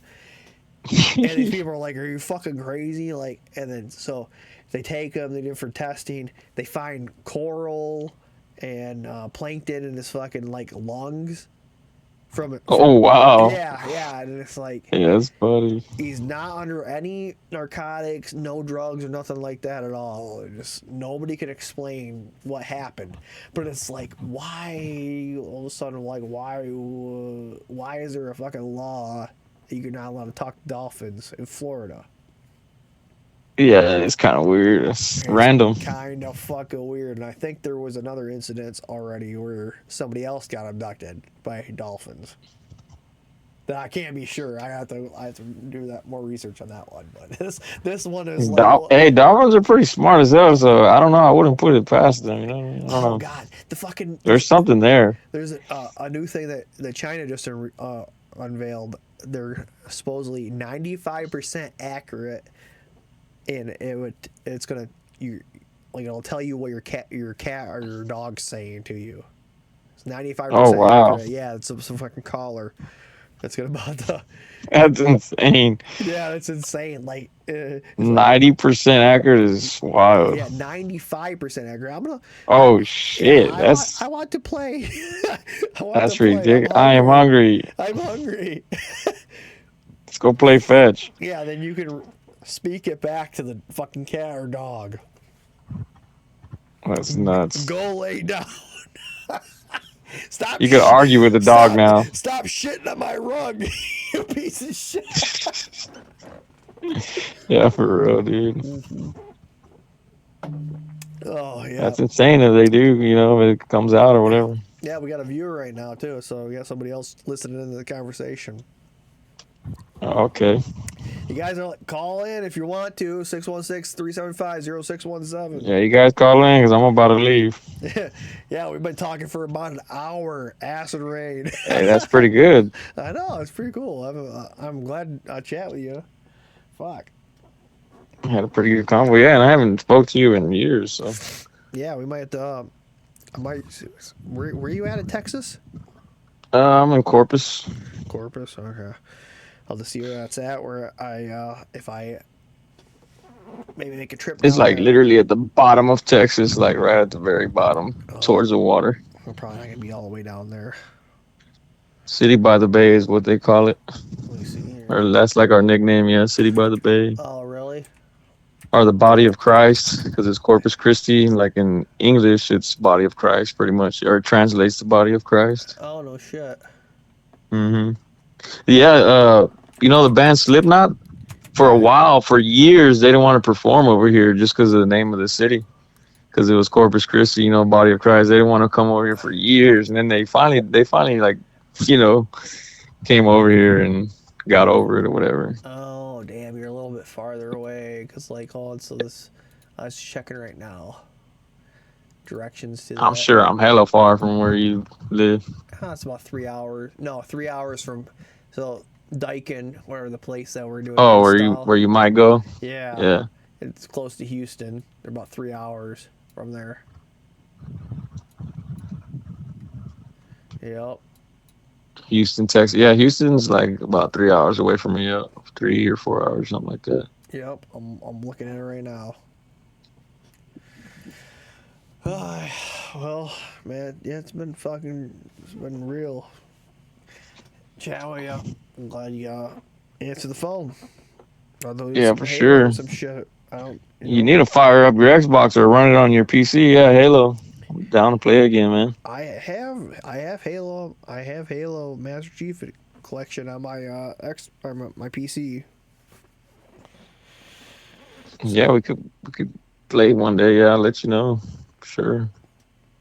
Hell yeah. Now that you got the same number, you know, now I could talk to you or whatever.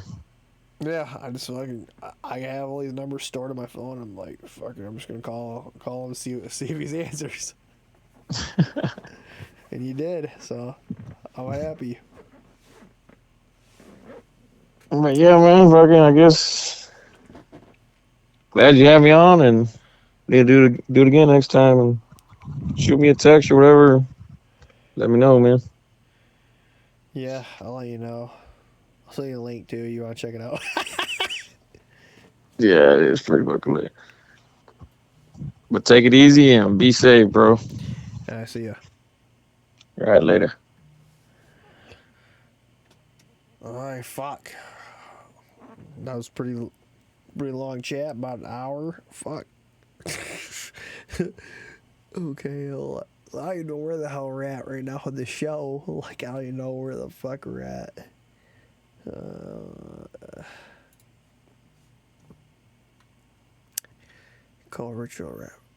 A coded ritual wrapped up in air of fear and collective submission. Watch my series.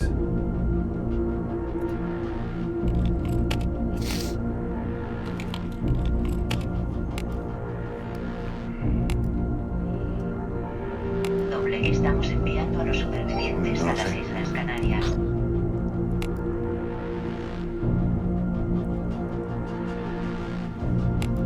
Quiero agradecer la acogida de las Islas Canarias por permitir la llegada de antivirus.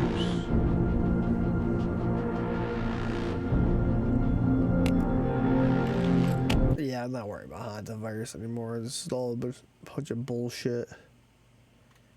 Oh, this chick, she's talking about fighting for fucking their land in Georgia. Georgia Power is overtaking their property. It's affecting 330 properties. We now sell to we want to fight. Hey, you guys, it's Get your Ansley guns. Brown on the fight to save my mom's house from eminent domain. Here I am today with another mother and a homeowner who this is affecting. What is it taking from her? Look behind me. It's taking this entire backyard. the pool and everything. Tell us about it. Hi, my name is Cynthia, and I am just one of many homeowners who are impacted by Georgia Power's high voltage power lines that are going in to support data centers that are being built all over. We were informed that they were going to come in and take more.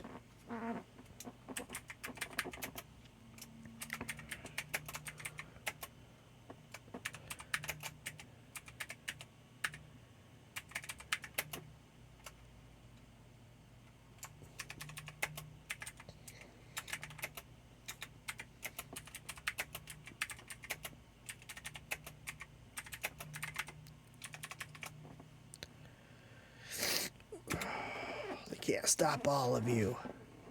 More than half of our property. They are going to demo all of these trees, playhouse, fence, fire pit, the pool, the spa, all of this, including our two neighbors' houses. They're completely demoing theirs.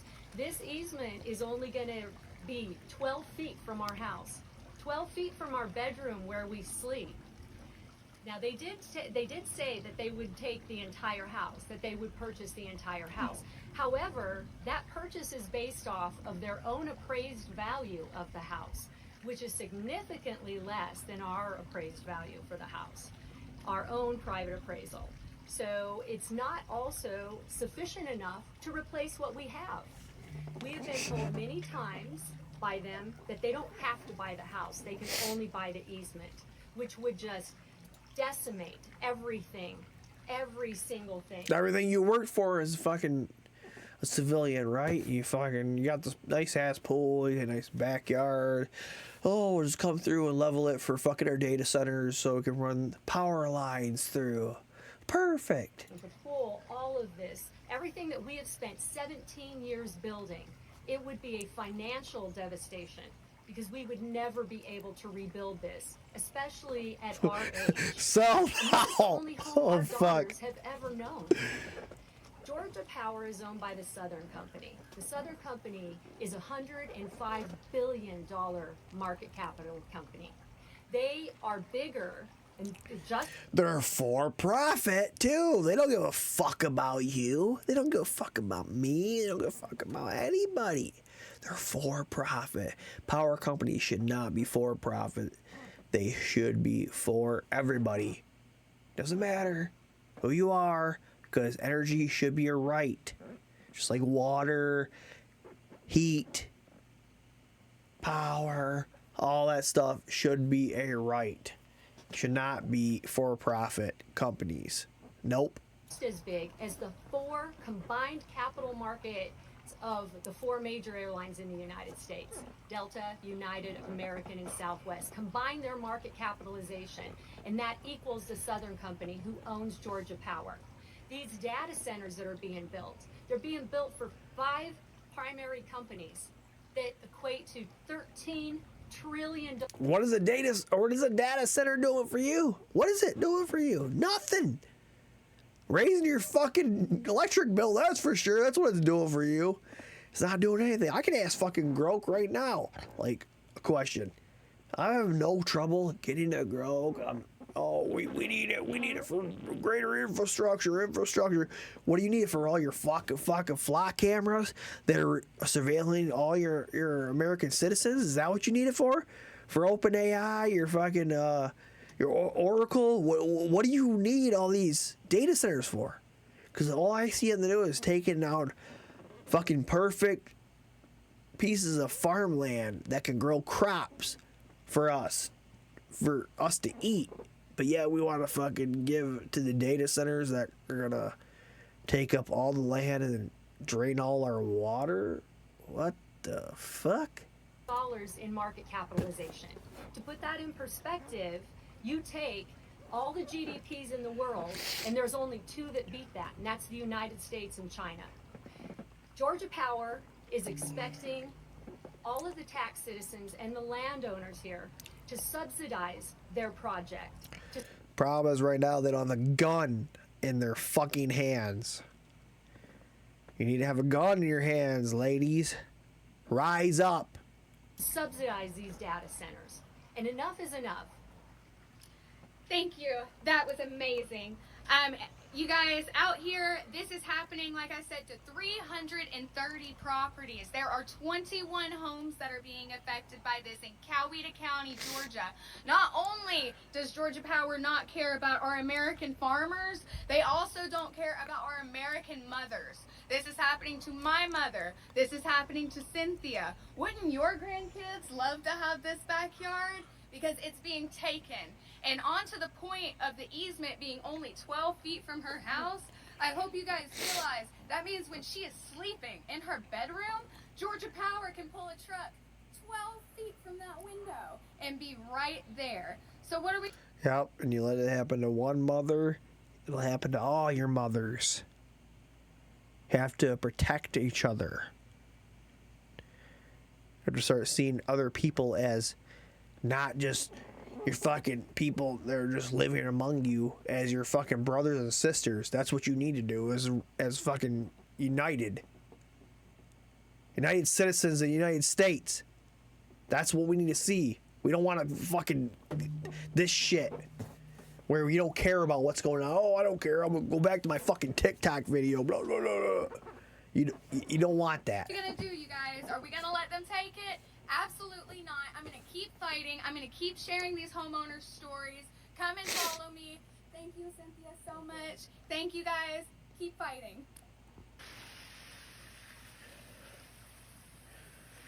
Yep, keep fighting.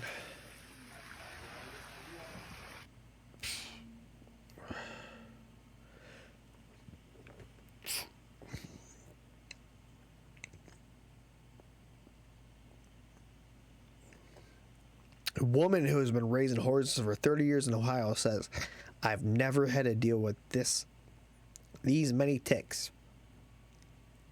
I can't take the tick situation anymore. The tick situation in the state, there's ticks everywhere.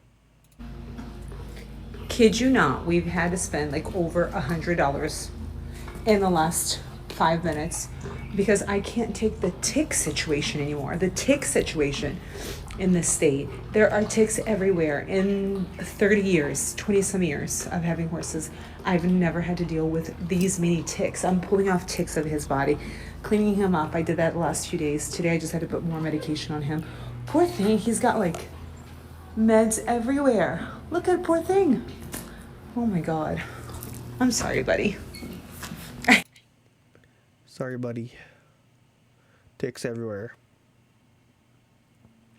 Big time shenanigans going on in Utah. Utah Speaker of the House Mike Schultz owns hundreds of acres of land right near the Stratos data center site. Oh, this is journalism. Let's listen to this. News to accuse us of being operatives for the Chinese government. We did not back down on the data center. In fact, we actually dug in more. So today's fresh hill is that Utah Speaker of the House Mike Schultz owns 600 acres near the Stratos project site. As one normally does, we were scrolling around looking at the parcels of land that are right around the proposed data center. And wouldn't you know it, we happened upon a little parcel of land with the owner name being labeled as Mike Schultz Inc. And it doesn't take an investigative journalist to find that it is in fact owned by the Utah Speaker of the House, Mike Schultz. And these two combined parcels of land total up to about 640 acres. And that 640 acres is just about 3 miles away from the Stratos project site, right next to the freeway interchange. Huh, that's coincidence. So like any normal person does, you go to the Box Elder County Recorder's office and you pay $1.50 and you can get the deed for that land.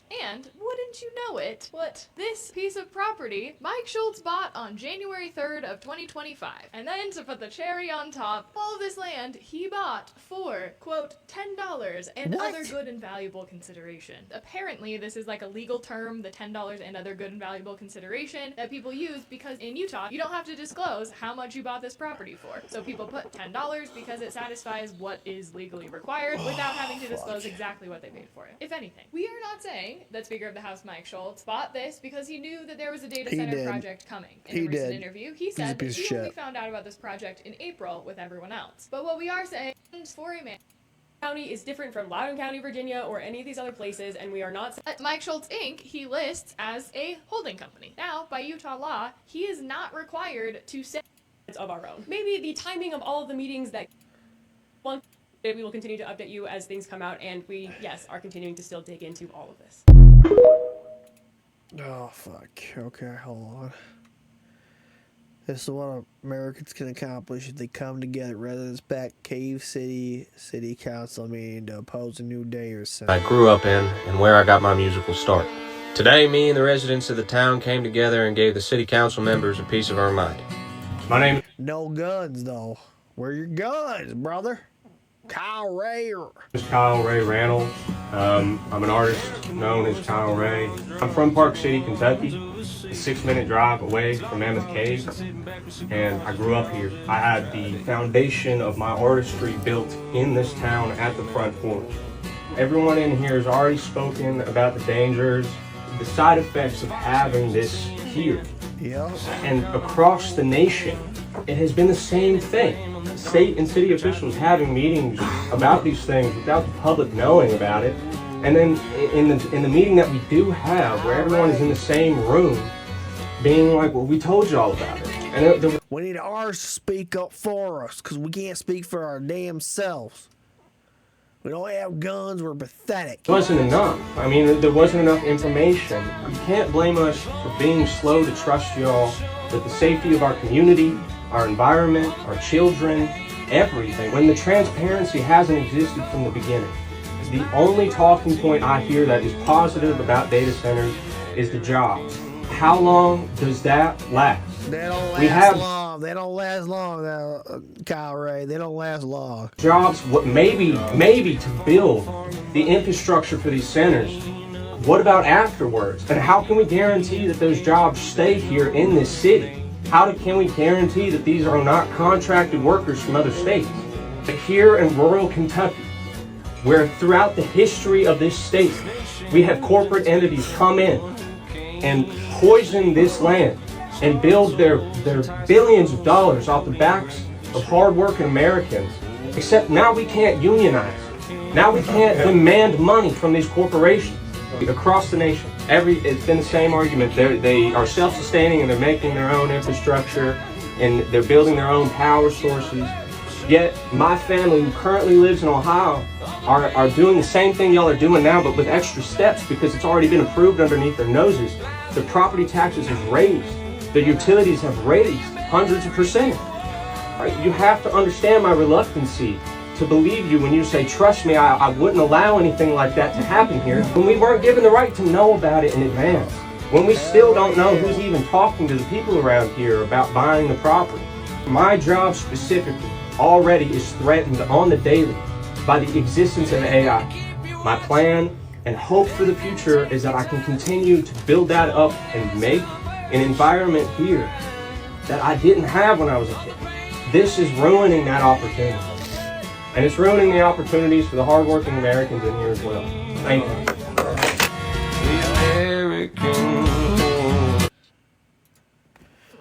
Alright, guys. It's getting fucking quite late for me. Been about 3 hours and 37 minutes on this podcast. So, remember, rise up, be free, stand for liberty. That's what I say. And that's what you gotta do today.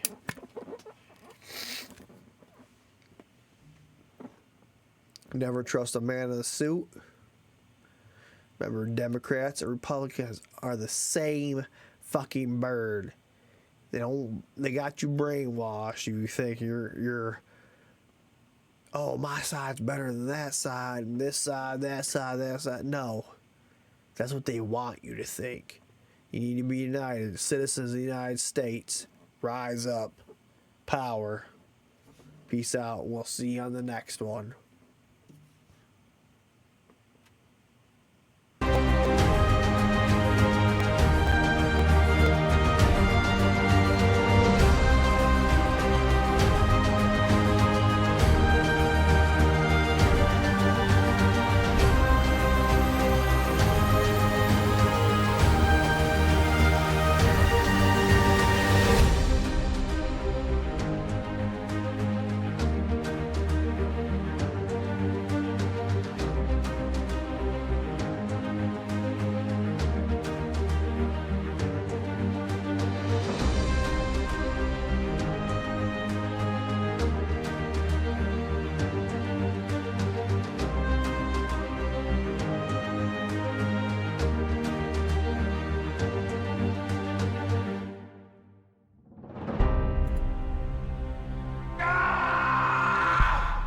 The juice is loose, bitch.